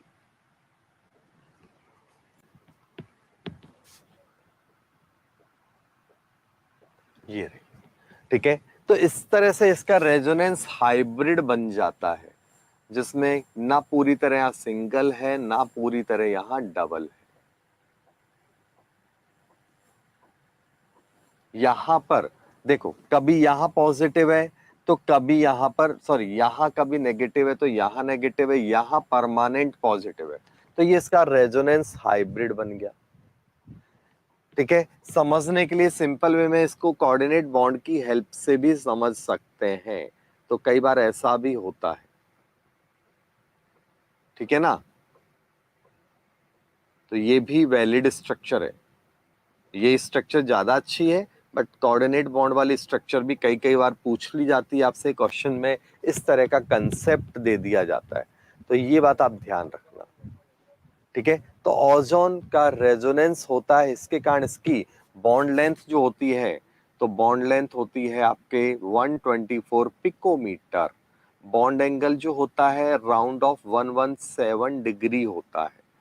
हाइब्रिडाइजेशन कौन सा होगा बच्चों इसमें, तो हाइब्रिडाइजेशन अगर हम निकालें कहीं पर भी एक जगह, तो यहाँ पर क्या है, 2 सिग्मा है और एक पाई बॉन्ड है, तो हाइब्रिडाइजेशन फॉर एक लॉन पेयर है 2 सिग्मा प्लस 1 लॉन पेयर, तो इसका मतलब 3, तो sp2 हाइब्रिडाइजेशन होगा। तो बॉन्ड एंगल sp2 का मतलब 120 डिग्री 120 डिग्री होना चाहिए, लेकिन उससे थोड़ा कम क्यों हुआ, उसका कारण है लॉन पेयर रिपल्शन के कारण एंगल थोड़ा सा कम हो जाता है। कोई दिक्कत है तो बोल दो, जल्दी से बोलो, ठीक है। चलो आगे नोट्स को देखते हैं अपन लोग, कमेंट भी देते रहो, समझ में आ रहा है, रटना पड़ रहा है कि केमिस्ट्री रटना नहीं है। यूज ऑफ ओजोन, ओजोन क्या है, ऑक्सीडाइजिंग एजेंट है, जर्मीसाइड है, डिसइंफेक्टेंट है, ठीक है ना। और वाटर को स्टलाइज कराने में, मतलब वाटर से जर्म्स को मारने का काम करती है। याद है, आप डिफरेंट टाइप के आरओ के ऐड आते हैं, ठीक है ना, नाम नहीं लूंगा कोई भी कंपनी का, क्यों अपन पब्लिसिटी करें किसी की, तो ओजोनेटेड वाटर आता है आजकल, है क्या नहीं पब्लिसिटी में, तो इसका मतलब क्या है, ओजोनेटेड वाटर का मतलब वाटर में ओजोन मिक्स की जाती है जिससे उसके जर्म्स वगैरह मर जाएं। क्लियर है कि नहीं, चले हम आगे, ठीक है ना। ऑयल को ब्लीच कराने में, है ना, फ्लोर वगैरह को, स्टार्च, इन सबको ब्लीचिंग एजेंट में भी काम आता है। क्लियर हो गया। अब देखते हैं हम लोग सल्फर के एलोट्रॉप्स, तो सल्फर के एलोट्रॉप्स आप एक बार रीड कर लो, 1 मिनट का टाइम दे रहा हूं आपको, फिर आगे समझाता हूं।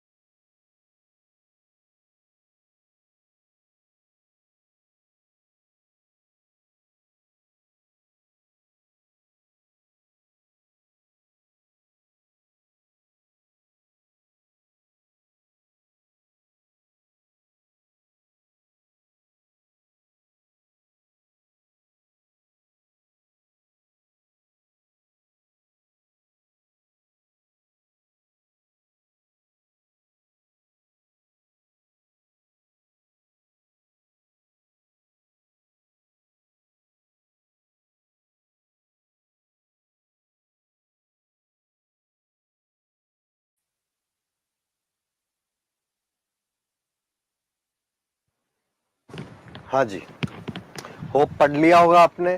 तो अभी हम लोग देख रहे थे सल्फर के एलोट्रॉप्स। तो सल्फर के 2-3 एलोट्रॉप्स होते हैं, जैसे यहाँ पर दे रखा है रोम्बिक। एलोट्रॉप का मतलब तो आपको पता है। तो सल्फर के रोम्बिक, येलो रोम्बिक होता है, जो अल्फा फॉर्म में अल्फा सल्फर भी कहलाता है। दूसरा होता है मोनोक्लिनिक, जिसे हम बीटा सल्फर भी कहते हैं। ये सबसे ज्यादा इंपॉर्टेंट है। तो अल्फा सल्फर या बीटा सल्फर या रोम्बिक और मोनोक्लिनिक सल्फर, ये हम लोग देख रहे हैं। तो यहाँ पर जस्ट आपने रीड कर लिया, एक बार फॉर्मली कर दूं, क्योंकि अल्फा अल्फा को, रोम्बिक को येलो कलर के कारण येलो सल्फर भी बोलते हैं, ठीक है ना, जिसका मेल्टिंग पॉइंट होता है 385.8 केल्विन। हाँ या ना। और जबकि मोनोक्लिनिक या बीटा सल्फर का मेल्टिंग पॉइंट इससे थोड़ा सा ज्यादा होता है। क्लियर है कि नहीं? स्पेसिफिक ग्रेविटी अल्फा सल्फर की ज्यादा होती है, बीटा सल्फर के कंपेयर में। वैल्यू याद रखो तो अच्छी बात है, नहीं तो कोई बात नहीं, ठीक है ना। दूसरी बात है कि यहां पर सॉल्युबिलिटी दोनों की CS2 में होती है। क्लियर है कि नहीं? आया कि नहीं आया समझ में? और इसीलिए एक और बात आप कह सकते हो, अल्फा सल्फर से बीटा सल्फर का प्रिपरेशन हम लोग करते हैं। अल्फा सल्फर से बीटा सल्फर का प्रिपरेशन हम लोग करते हैं। पानी में, वाटर में सॉल्युबिलिटी नहीं होती। आया कि नहीं आया? क्योंकि ये इनऑर्गेनिक या नॉन पोलर नेचर के हैं। अब नॉन पोलर है तो कार्बन डाइसल्फाइड, बेंजीन वगैरह वगैरह में ये इजीली सॉल्युबल हो जाते हैं। आया कि नहीं? कोई डाउट है? जैसे CS2 के साथ सल्फर की सॉल्युबिलिटी बहुत अच्छी होती है, ये बात आप ध्यान रखना। कार्बन डाइसल्फाइड, कॉमन सेंस है, कार्बन डाइसल्फाइड में सल्फर है बिकॉज ऑफ इट्स सॉल्युबिलिटी। तो वहां पर सल्फर क्या होता है, एडजॉर्ब या एब्जॉर्ब होकर सॉल्युबल हो जाता है। क्लियर हुआ? इस पॉइंट में कोई प्रॉब्लम है तो बोलो, ठीक है। नीचे देखो, बोथ रोम्बिक और मोनोक्लिनिक सल्फर, इनका फॉर्मूला S8 ही होता है। ये बात मोस्ट इंपॉर्टेंट ध्यान रखना, ठीक है ना। चले हम आगे। एसिड रिंग जो होती है वो हम देख लेते हैं अब आगे। तो एसिड का मतलब सल्फर के 8 यूनिट एक क्राउन स्ट्रक्चर, सबने छोटी क्लास में पढ़ा होगा, क्राउन टाइप के स्ट्रक्चर के फॉर्म में रहते हैं। आप यहां पर ये स्ट्रक्चर देख लो, सल्फर की रिंग जो होती है आपके, ठीक है ना, एसिड फॉर्म में कैसे होती है। तो पहली वाली जो रिंग है आपकी, ठीक है ना, रोम्बिक सल्फर की होती है। आया कि नहीं आया समझ में? यहां पर क्राउन स्ट्रक्चर बोलते हैं, क्राउन मॉलिक्यूल बोलते हैं इसी के कारण इसको। यहां बॉन्ड एंगल होता है 107 डिग्री। याद रहे, अच्छी बात है। नहीं याद रहे तो ऐसा नहीं कि अच्छी, बहुत भी अच्छी बात है। बॉन्ड एंगल यहां पर भी सेम बात है, sp3 हाइब्रिडाइजेशन है और लॉन पेयर रिपल्शन के कारण ये बॉन्ड एंगल थोड़ा सा कम हुआ है। क्लियर है कि नहीं? कोई डाउट है तो बोल दो। अब यहां पर एक चीज आप देखो, सल्फर S8 जो है, तो ये आपका क्राउन स्ट्रक्चर है। दूसरा, जब सल्फर का S8 को गर्म करते हैं तो यहाँ S6 में बदलता है, साथ में S2 में बदलता है। ये होता है सॉलिड, ये भी होता है सॉलिड, जिसकी स्ट्रक्चर वहां पर आपको देख दे रखे, चेयर टाइप की स्ट्रक्चर है S6 की, ठीक है। S6 की स्ट्रक्चर वहां दे रखा है आपको, चेयर टाइप की स्ट्रक्चर वो होती है। लेकिन S2 जो होता है वो गैस होता है। ये जो है ये डायामैग्नेटिक होता है,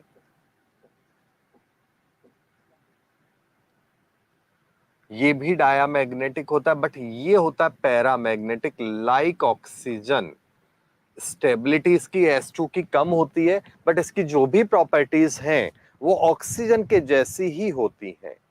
तो ये लाइक ऑक्सीजन होता है, ऑक्सीजन जैसी ही इसकी प्रॉपर्टीज होने वाली है। कोई इश्यू है इसमें तो बोल दो, जल्दी से कमेंट दो, अदरवाइज आगे हम नोट्स को देखते हैं। आ रहा है समझ में? ये ध्यान रखने की बात है। तो इसका मतलब इसमें पैरामैग्नेटिक होगा, बॉन्ड ऑर्डर 2 होगा, जैसे O2 होता है S2 होगा, इस तरह से। अब यहां पर हम लोग देखते हैं सल्फर के ऑक्साइड्स। टाइम पास है, सल्फर के ऑक्साइड्स जो है उनको देख रहे हैं हम लोग। तो सल्फर के 2 ऑक्साइड्स मेन पॉपुलर है, सल्फर डाइऑक्साइड और सल्फर ट्राइऑक्साइड। इसको स्पीडली ले रहा हूं, बहुत सिंपल है, ज्यादा मुश्किल नहीं है। फुल स्क्रीन कर दीजिएगा भाई। पहला देख रहे हो आप, सल्फर को बर्न करते हैं एयर में, तो एयर में बर्न करने पर क्या होता है आपका, कि सल्फर डाइऑक्साइड बनता है, जो पानी से रिएक्शन करके H2SO3 बना लेता है। सल्फर डाइऑक्साइड पानी से रिएक्शन अगर करेगा तो अपने कन्वर्जन चार्ट में ये बात दे रखी थी स्टार्टिंग में ही, H2SO3 बनाएगा जो अनस्टेबल होता है, और बिकॉज ऑफ इट्स लेस और अनस्टेबिलिटी, H2SO3 की ये जो रिएक्शन है जो वाटर और SO2 में रिवर्सिबल नेचर की होती है। क्लियर है कि नहीं? इसी तरह से मेटलर्जी में आयरन सल्फाइड का जब रोस्टिंग करवाते हैं, आयरन सल्फाइड का रोस्टिंग करवाते हैं, काफी पॉपुलर है, तो यहां से भी SO2 गैस निकलती है। आया कि नहीं आया? और आयरन ऑक्साइड तो बन ही जाएगा, FeS2। कोई प्रॉब्लम इसमें? तो ये तीन कॉमन रिएक्शन है, बहुत ज्यादा ऐसा नहीं कि इंपॉर्टेंट है, एक बार देख लो याद हो जाती है, स्पेशल कुछ ज्यादा नहीं है।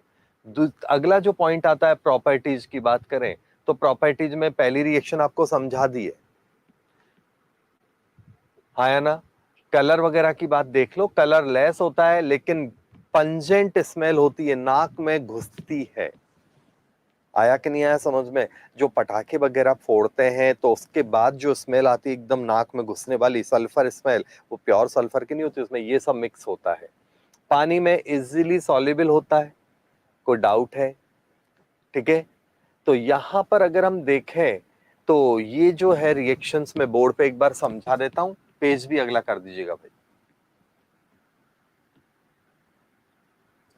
जैसे SO2, याद है मैंने ये तरीका आपको पहले भी बताया था, पानी से रिएक्शन करके और बना लेता है H2SO3, और इसी को हम लोग ऐसा मानते हैं, ये है अपना H2SO3 को ही हम लोग ऐसा मानते हैं। ठीक है, तो ऐसा लिखना अच्छा नहीं है, ये लिखना ज्यादा अच्छा है। रिएक्शन क्या होती है? रिवर्सिबल होती है, तो वन वे की जगह रिवर्सिबल रिएक्शन काउंट करो।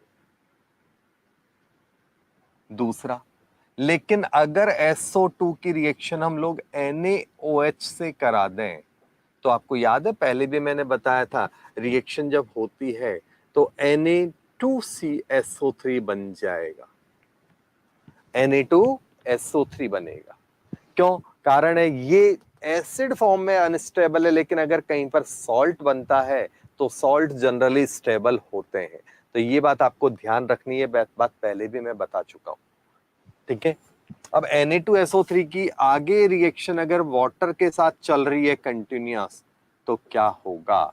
तो अगर इसको देखें तो इन दोनों का कॉम्बिनेशन हो गया, अब ये दोनों एक तरह से रिएक्शन कर रहे हैं समझने के लिए, तो इट मींस यहां जो बनेगा वो बनेगा NaHSO3। It means direct NaHSO3 उतना इजीली नहीं बनता, एक्सेस में बनता है, लंबे टाइम के बाद ये बनता है, अदरवाइज प्राइमरी लेवल पर ये बनेगा। कोई दिक्कत? यही सेम बात कार्बन डाइऑक्साइड वगैरह के साथ जो लगती है, सेम बात यहां लग रही है। कोई इश्यू है तो बोलो, नहीं तो आगे नोट्स पढ़ते हैं, कमेंट भी देते रहो भाई। आ रहा है समझ में? स्पीड बराबर है कि कोई इश्यू है? जल्दी से बोल दो।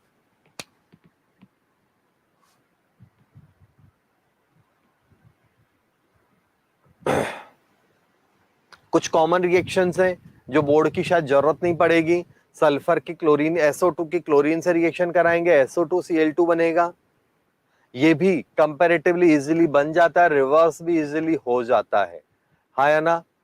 कोई डाउट है तो बोल दो। अगला, ऑक्सीजन के साथ SO3 बनता है, लेकिन साथ में या V2O5 वेनेडियम पेंटा ऑक्साइड जो है वो चाहिए होता है, V2O5। चले, नीचे की जो रिएक्शन है वो आप ध्यान रखो, क्योंकि सल्फर इजीली क्या होगा? सल्फेट में बदल जाएगा। सल्फर डाइऑक्साइड बहुत इजीली सल्फेट में बदल जाता है। क्लियर? मतलब तेजी से ऑक्सीडाइज हो सकता है, इसलिए दूसरे जो मेंबर्स हैं उनको ये क्या करता है? रिड्यूस कर देता है। आया कि नहीं आया समझ में? कोई प्रॉब्लम है? तो ये क्या होता है? रिड्यूसिंग एजेंट की तरह काम करेगा। और आपको पता है जब खुद का सल्फेट बन रहा है तो Fe+3 से +2 बनेगा, KMnO4 का Mn+2 बना जाएगा। क्योंकि मीडियम एसिडिक है।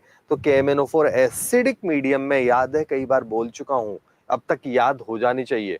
KMnO4 एसिडिक मीडियम में, यहां देख लो आप, ये है SO2, पानी तो होता ही है, SO2 के साथ वाटर है, इसका मतलब मैं इसको ऐसे मान लूं H+ समझने के लिए, और SO3-2, ये बात है। अब अगर मान लो इसकी रिएक्शन में कराऊं Fe+2 के साथ, सॉरी Fe+3 के साथ, तो क्या होगा, ये सल्फाइड तो बनेगा सल्फेट में, और साथ में क्योंकि खुद का ऑक्सीडेशन हुआ तो इसका रिडक्शन करवा दिया, खुद का ऑक्सीडेशन हुआ तो इसका रिडक्शन करवा दिया। इसी तरह KMnO4 मतलब MnO4- है, तो इसका खुद का सल्फाइड का तो ऑक्सीडेशन होगा, तो मीडियम एसिडिक होने के कारण Mn+2 में बदलेगा। बोलो प्रॉब्लम है, कुछ समझना है तो बोल दो। आ गया? वापस नोट्स को देखते हैं। नोट्स में आप देखोगे तो सल्फर डाइऑक्साइड का स्ट्रक्चर है वही सेम, ओजोन की तरह ही है, सेम रेजोनेंस होता है यहाँ पर भी। तो ये स्ट्रक्चर आप खुद देखो, बिल्कुल ओजोन में ऑक्सीजन था सेंटर में, या सल्फर डाल दो, काम खत्म हो गया आपका, बार बार याद करने की जरूरत नहीं है, ठीक है ना। और सेम मॉलिक्यूल है, सेम चीज है, एंगुलर स्ट्रक्चर होगी सेम ओजोन के जैसी ही। तो यहां पर हम लोग बात करते हैं अभी सल्फर डाइऑक्साइड का यूज, एप्लीकेशंस। तो पेट्रोलियम की रिफाइनिंग में काम आता है, ध्यान रखना। पेट्रोलियम से क्रूड ऑयल जो मिलता है ना, में एकदम कीचड़ जैसा गंदा, उसको सल्फर डाइऑक्साइड से रिफाइन करके डीजल, पेट्रोल, इस तरह के कंपोनेंट्स में बदलते हैं। दूसरी जो बात यहां पर आती है वो है आपका कलर उड़ाने में, बुल, सिल्क वगैरह वगैरह का कलर उड़ाने में काम आता है, तो एंटीक्लोर में काम आता है, ठीक है। डिसइंफेक्टेंट है, जर्म्स को, एसिडिक नेचर है तो जर्म्स को मारने में भी काम आता है। प्रिजर्वेटिव है, कंपाउंड बनाने में भी काम आएगा, वो आप खुद देख सकते हो, 50 कंपाउंड बनेंगे, ठीक है। और सॉल्वेंट फॉर्म में, ऑर्गेनिक और इनऑर्गेनिक सॉल्वेंट फॉर्म में भी ये काम आता है, हाँ या ना।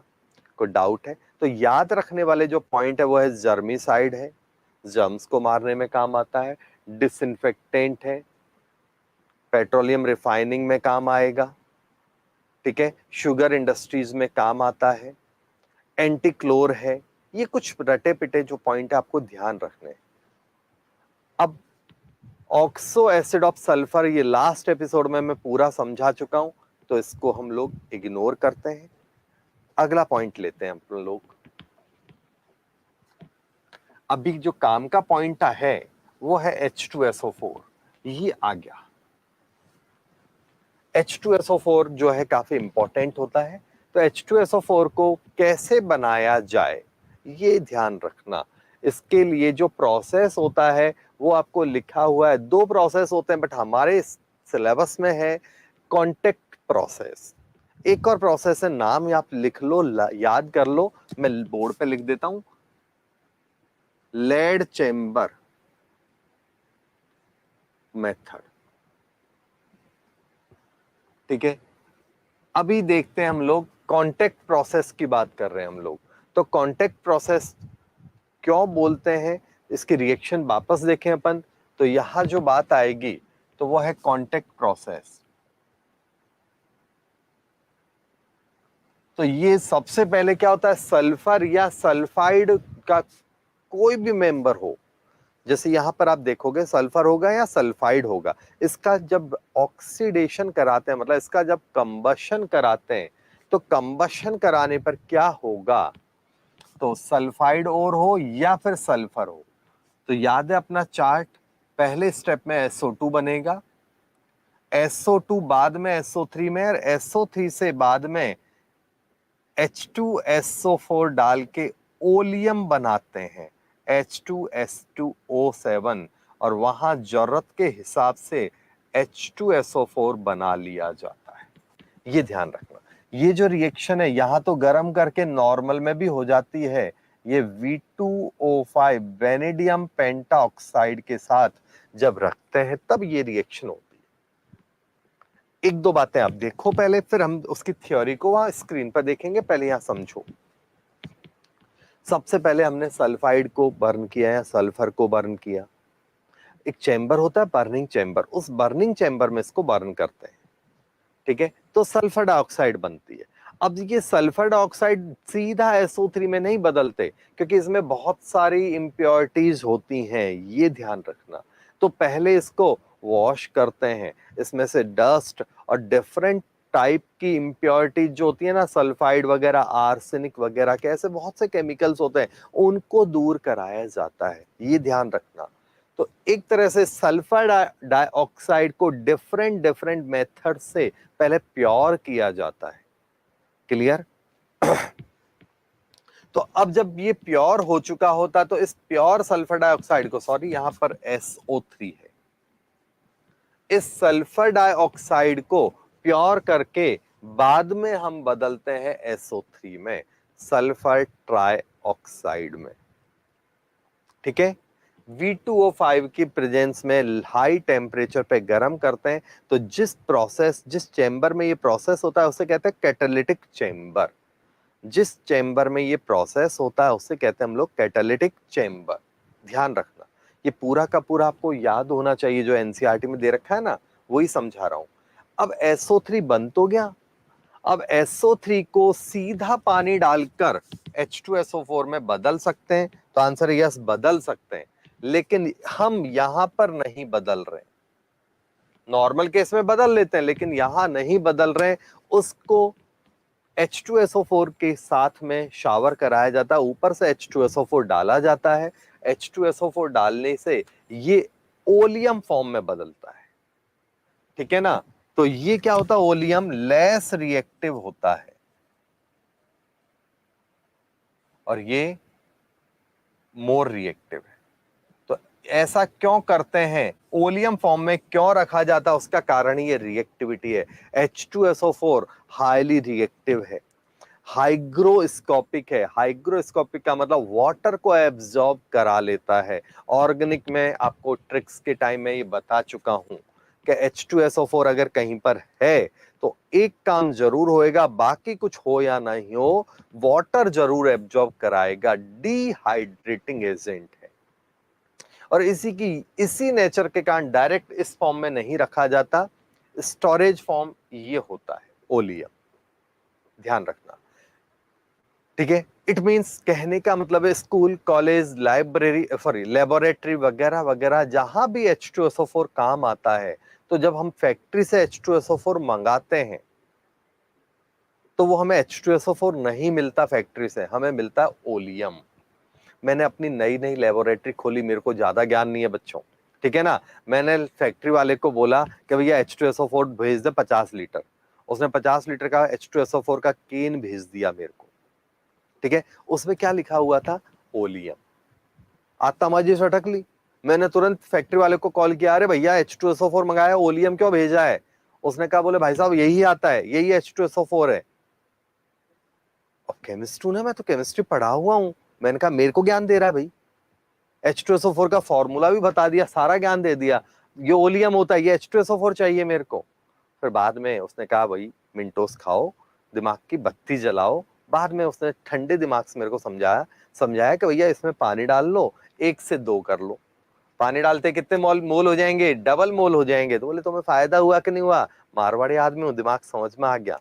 क्लियर है, ये तो जस्ट मस्ती समझ करा रहा था। ऐसा क्यों करते हैं कि हमें लैब में, स्कूल में ओलियम मिलता है, उसका कारण है ट्रांसपोर्टेशन जब होता है या कहीं भी storage, because of any problem, any accident, कोई भी बात हो गई, ये बोतल फूट गई, स्प्रे हो गया, तो ये उतना ज्यादा इफेक्ट नहीं करेगा, इतना डैमेज नहीं करेगा। लेकिन अगर मान लो कहीं पे ट्रक में भर के H2SO4 आ रहा है, ट्रक हो गया उल्टा, तो ट्रक तो उल्टा होएगा, जो होएगा उसके आजू बाजू में जो कांटेक्ट में जो लोग आएंगे वो सब सुल्ट हो गए।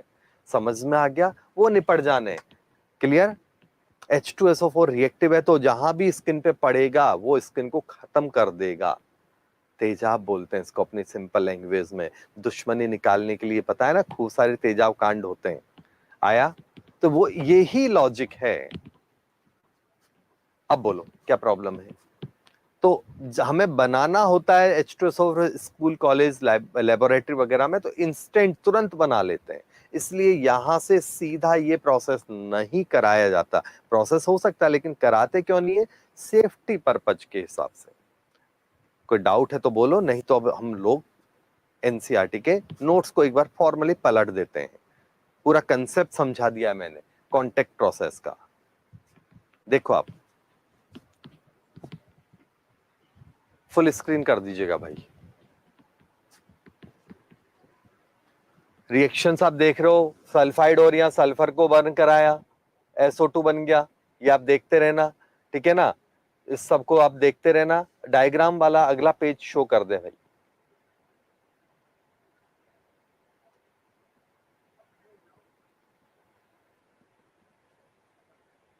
ये डायग्राम, ये है आपके काम का, ठीक है? इस डायग्राम में इंपॉर्टेंट है, फ्लो चार्ट बोर्ड में भी पूछ लेते हैं कई बार, ठीक है? देखो पहला जो चेंबर डायग्राम में दे रखा है बच्चों, वो है आपका सल्फर बर्नर। सल्फर बर्नर में सल्फर या सल्फाइड ओर को बर्न किया जाता है एयर या ऑक्सीजन के साथ। ऑक्सीजन प्योर तो डालेंगे नहीं, तो एयर कहेंगे इसको। नाइट्रोजन ऑक्सीजन का कंपोजिशन जो होता है ना, वो डलता है।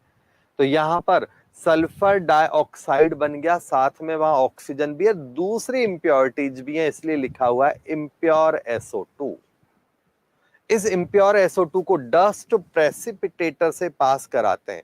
तो डस्ट प्रेसिपिटेटर का मतलब ये नहीं कि केवल डस्ट को ही लेगा, दूसरे जो केमिकल्स होते हैं उनको भी यहाँ रोक लेता है। इसका मतलब काफी हद तक SO2 और O2 का जो मिक्सचर है प्योर हो चुका है। इसको उसके बाद क्या कराते हैं? वाटर स्प्रे चेंबर से पास कराया जाता है। वाटर स्प्रे चेंबर से पास कराने पर क्या होता है कि सल्फर डाइऑक्साइड नहा धो के रेडी होके तैयार हो जाता है। क्योंकि आपको अभी थोड़ी देर पहले बताया था H2SO3 तो बनने वाला है नहीं, बनेगा तो तुरंत रिवर्स हो जाएगा, तो पानी डालने से कोई फर्क ज्यादा यहाँ पड़ नहीं रहा है। बट इम्प्योरिटीज और वाटर में सॉल्युबल जो केमिकल्स है वो यहाँ पर अलग हो गए, ठीक है ना? आया कि नहीं आया? और एक जो गर्म किया था तो सल्फर डाइऑक्साइड का टेम्परेचर भी यहाँ पर क्या हो गया? नॉर्मल हो गया, ठंडा हो गया। क्लियर? इसके बाद क्योंकि अब नहा धो के SO2 रेडी तो हो गया, शावर तो ले लिया, सफा सूखना भी तो पड़ेगा ना, तो इसके पास टॉवल तो बेचारे के पास है नहीं कि टॉवल से अपने शरीर को पोंछ लेगा। तो हमने क्या किया, इसको H2SO4 के चैम्बर से ही पास करा डाला।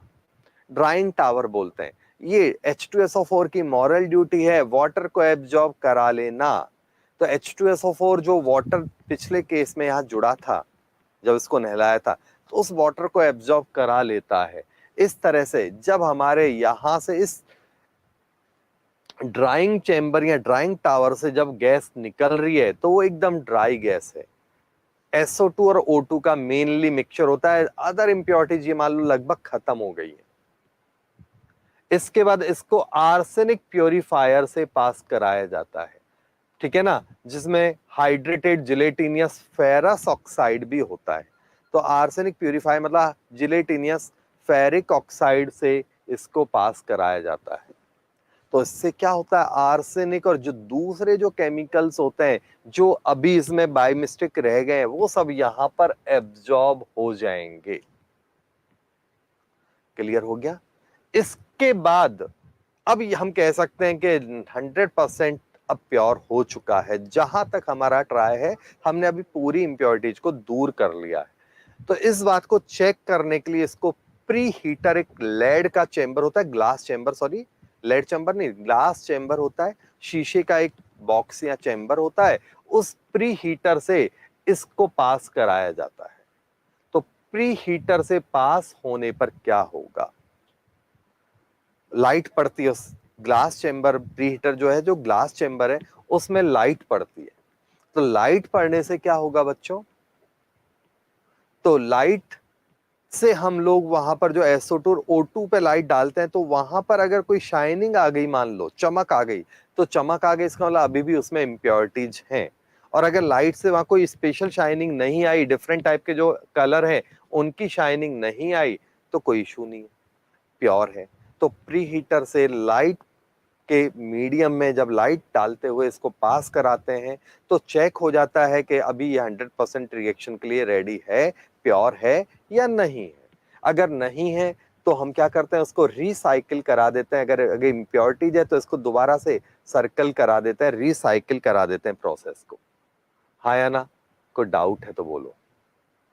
ठीक है, अभी हमने मान लिया यहाँ प्री हीटर से 100% प्योर हो गया है, तो उसके बाद SO2 और O2 का जो मिक्सचर है इसको V2O5 की प्रेजेंस में रखा जाता है, वेनेडियम पेंटाऑक्साइड के साथ कैटालिटिक चेंबर में रखा जाता है। क्योंकि कैटलिस्ट है इसलिए इस चेंबर का नाम है कैटालिटिक चेंबर। और 1000 डिग्री के आसपास इसको टेम्परेचर कम नहीं करते, टेम्परेचर मेंटेन रखना पड़ता है, नहीं तो रिएक्शन रिवर्स हो जाएगी। तो 1000 डिग्री या उसके ऊपर के टेम्परेचर पर इसको रिएक्शन कराते हैं, तो इस तरह से SO3 बन चुका होता है। इस तरह से क्या हो जाता है, SO3 बन जाता है।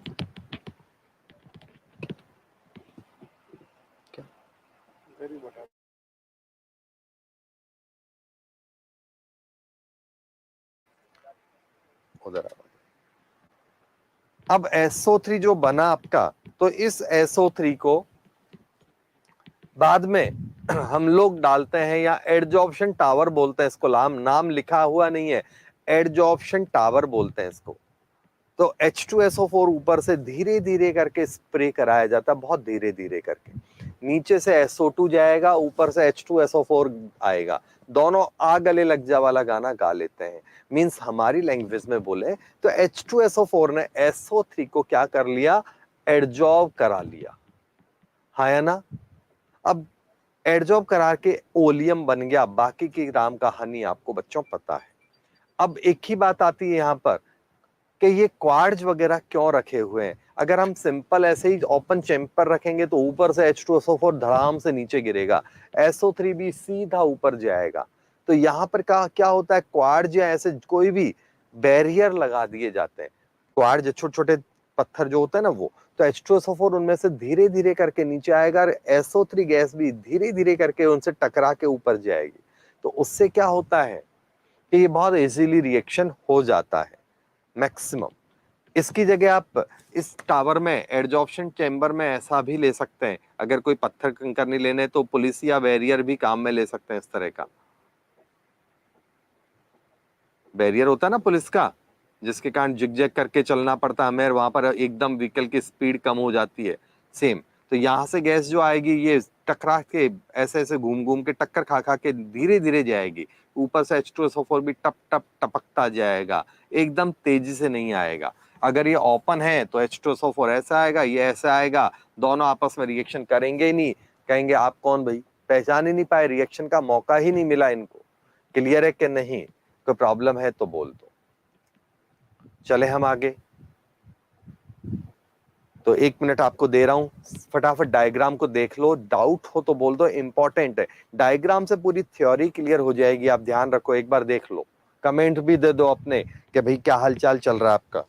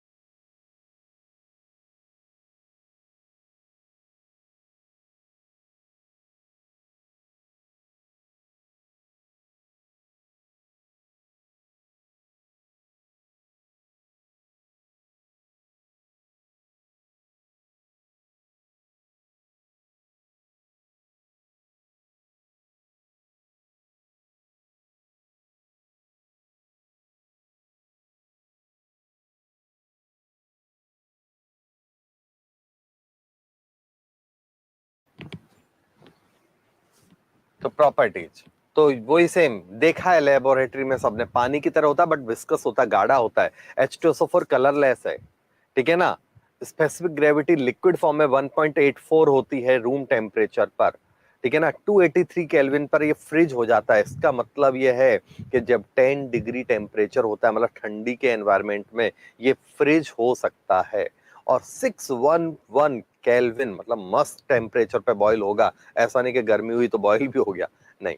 तो गर्मी में आप बाहर भी रखोगे तो ये इवोपरेट बहुत इजीली नहीं होता, ठीक है ना। पानी में बहुत इजीली डिसॉल्व होता है, पानी में ये बहुत इजीली डिसॉल्व होता है, क्लियर है ना। और हाईली एक्सोथर्मिक है, बहुत ज्यादा हीट यहां पर निकलती है, क्लियर है कि नहीं। इसीलिए आपको छोटी क्लास में 9th-10th लेवल में टीचर्स ने बताया होगा H2SO4 में पानी डालना चाहिए या पानी में H2SO4 डालना चाहिए, बोलो।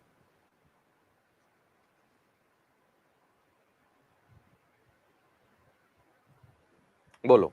तो H2SO4 में कभी भी पानी डालने की गलती मत करना, नहीं तो आपकी जो बोतल है फूटने के चांस होंगे।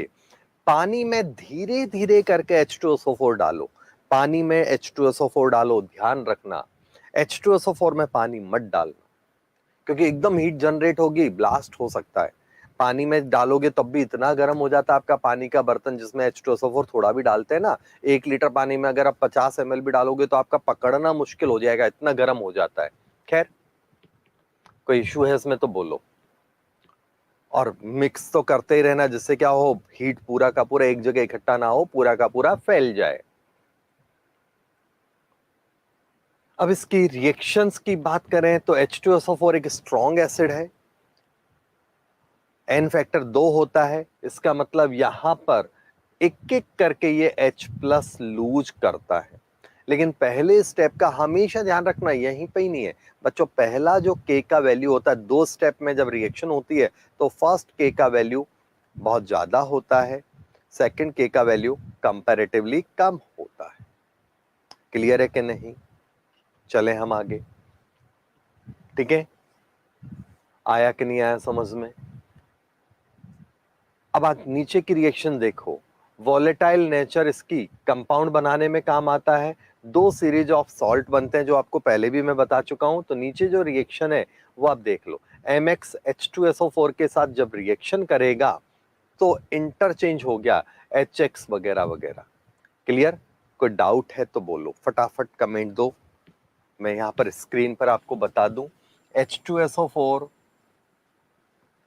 पहले स्टेप में क्या होगा, H प्लस देगा, साथ में HSO4।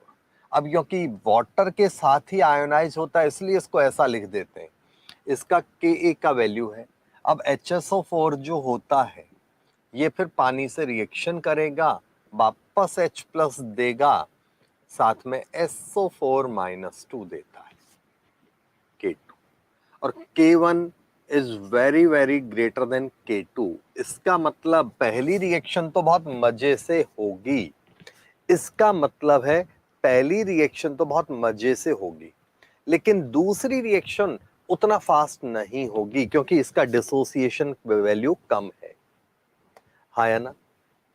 इसी के कारण क्या होता है, जब H2SO4 कहीं पर रिएक्शन करता है, मान लो कहीं पर भी, तो 2 सीरीज ऑफ सॉल्ट बनता है। जैसे मान लो Na के साथ रिएक्शन की, या सोडियम का Na और कंपाउंड, इट्स कंपाउंड, बता चुका था ये बात पहले भी मैं, NaHSO4 बनेगा और Na2SO4 वापस बनता है।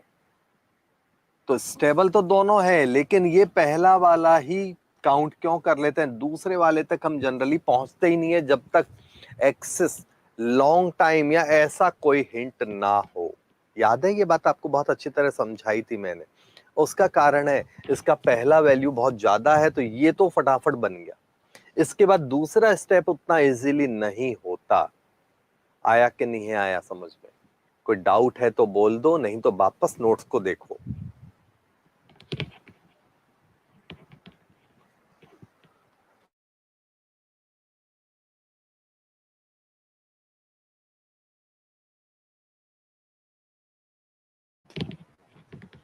ये चीज क्लियर है सबको। प्रॉब्लम है तो बोलो। सल्फ्यूरिक एसिड है, वॉलेटाइल कम है, मैंने बताया कि इजीली वेपर्स में नहीं बदलता। आगे का पेज दे दें भाई। तो इजीली वेपर्स में नहीं बदलता, इसलिए ये क्या होता है कि ज्यादा जो वॉलेटाइल एसिड्स है वो बनाने में बहुत इजीली काम आता है, उनके सॉल्ट बनाने में काम आता है, खुद स्टेबल है, तो इसकी हेल्प से हम दूसरे कंपाउंड बहुत इजीली बना डालते हैं। यहां अब आप देखो, जो एमएक्स वाली रिएक्शन है वो तो लॉलीपॉप रिएक्शन है, क्लियर है कि नहीं। शुगर इंडस्ट्रीज में क्या होता है, H2SO4 को अगर हम शुगर के साथ गर्म करते हैं, मतलब शुगर में H2SO4 डाल के थोड़ा गर्म करो, ना भी करोगे तो हो जाएगा, रिएक्शन धीरे धीरे करके होगी। गर्म करोगे तो क्या होगा, H2SO4 की जो गंदी आदत है वाटर एब्जॉर्ब कराने की, वो तुरंत वाटर एब्जॉर्ब करा लेता है, हाँ या ना। और कार्बन बचता है, इसे कहते हैं हम कार्बन ब्लैक। और यहाँ पर चर चर चर की चेयरिंग आवाज आती है, चेयरिंग आवाज आती है, चर चर चर चर चर। घर पे आपके तो H2SO4 होगा नहीं, तो आप घर पे इजीली ये एक्सपेरिमेंट कर सकते थे। कोई डाउट है। कंसंट्रेट H2SO4 का फिलिंग द ब्लैंक वाला रिएक्शन आपको याद होगा, क्लियर है। तो वो रिएक्शन मैं आपको बता देता हूं, आपको कन्वर्जन चार्ट में H2SO4 किसी से भी रिएक्शन करे क्या होगा, SO2 प्लस H2O तो बनता ही बनता है। अब मान लो यहां पर कॉपर के साथ रिएक्शन की, तो कॉपर +2 आयन बन गया, जिसको हम लोग कॉपर सल्फेट लिख देते हैं। अगर मान लो यहां पर आयोडीन के साथ रिएक्शन की, तो SO2 तो निकलेगा ही निकलेगा। एंड एक मिनट, कौन कौन से दे रखे हैं वहां पर, एक बार स्क्रीन बढ़ाना भाई, मैं वही पहले करवा दूं। तो P4 है शायद, और सल्फर है एसेट, और भी है, ऐसा नहीं कि यही है रटे पिटे, कोई भी मेंबर ले लो। फेरस के साथ रिएक्शन की तो फेरिक बनेगा, फिलिंग द ब्लैंक में। सल्फर के साथ रिएक्शन किया तो H2SO4 बन जाता है, साथ में ये बनता है, ठीक है ना। तो अब आप कहोगे कि ये बन रहा है तो ये बन गया, तो ये वापस इसमें बदलेगा, इसलिए फाइनली हम लोग क्या बोलेंगे कि ये ही बनेगा। क्योंकि यहां पर बहुत अच्छी तरह समझना, H2SO4 है प्लस सल्फर, तो यहां पर हम इसको ऐसे काम करके खत्म करते हैं, इसका ऑक्सीडेशन हुआ और इसका रिडक्शन हो गया, और एक एक का ऑक्सीडेशन एक का रिडक्शन हुआ और एक ही मटेरियल बना, तो इसे कहते हैं कॉम्प्रपोसिनेशन।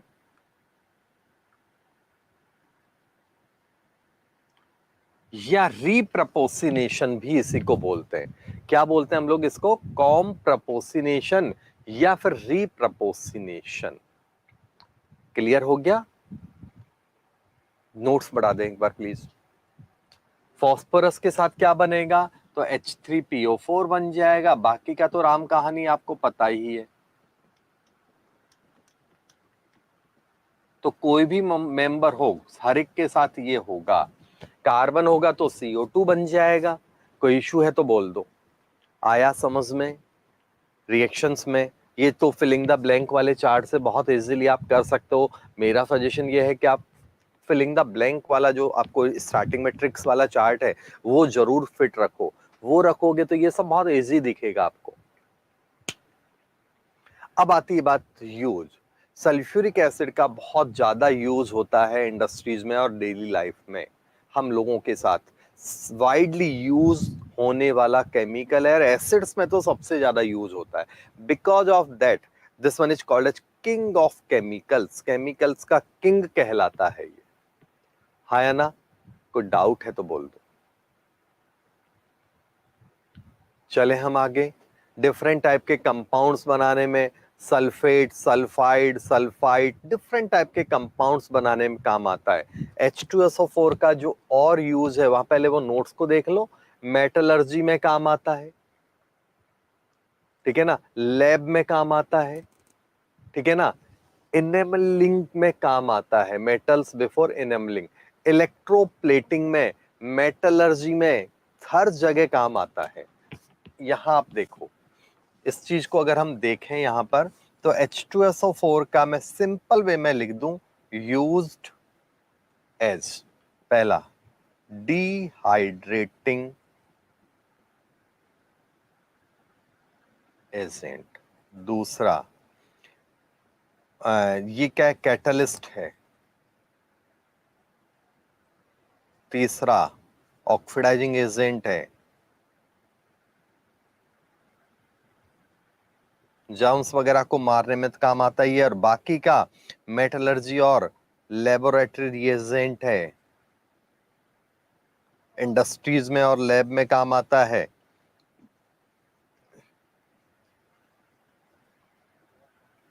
तो ये H2SO4 के कुछ यूज मैंने लिखे हैं, आपको कोई प्रॉब्लम हो तो बोल दो। ये आपका H2SO4 और सल्फर ग्रुप 16 पूरा का पूरा बाइंड अप हो चुका है। अपने कमेंट फटाफट दो। अगले एपिसोड में मैं आपको लूंगा ग्रुप 17। एक बार स्क्रीन बड़ा कर दीजिएगा प्लीज, नोट्स का काम हो गया है, स्क्रीन बच्चों को दिख जाए। तो ग्रुप 17 अगले एपिसोड में हम लोग लेंगे, तब तक आप अपने कमेंट भी दे दो, ठीक है। नेक्स्ट ग्रुप 17 बहुत ज्यादा बड़ा नहीं है तो बहुत इजीली हो जाएगा। ग्रुप 18 भी लगभग लगभग अगली बार में खत्म कर देंगे कल के एपिसोड में। कल और परसों 2 एपिसोड में इसके डाउट सेशन के साथ साथ हम इस लेसन को बाइंड अप कर देंगे। तो आप अपने फटाफट देख लो, कुछ बात है तो समझना है तो कमेंट दो, अदरवाइज मिलते हैं जल्दी ही अगले लेक्चर में।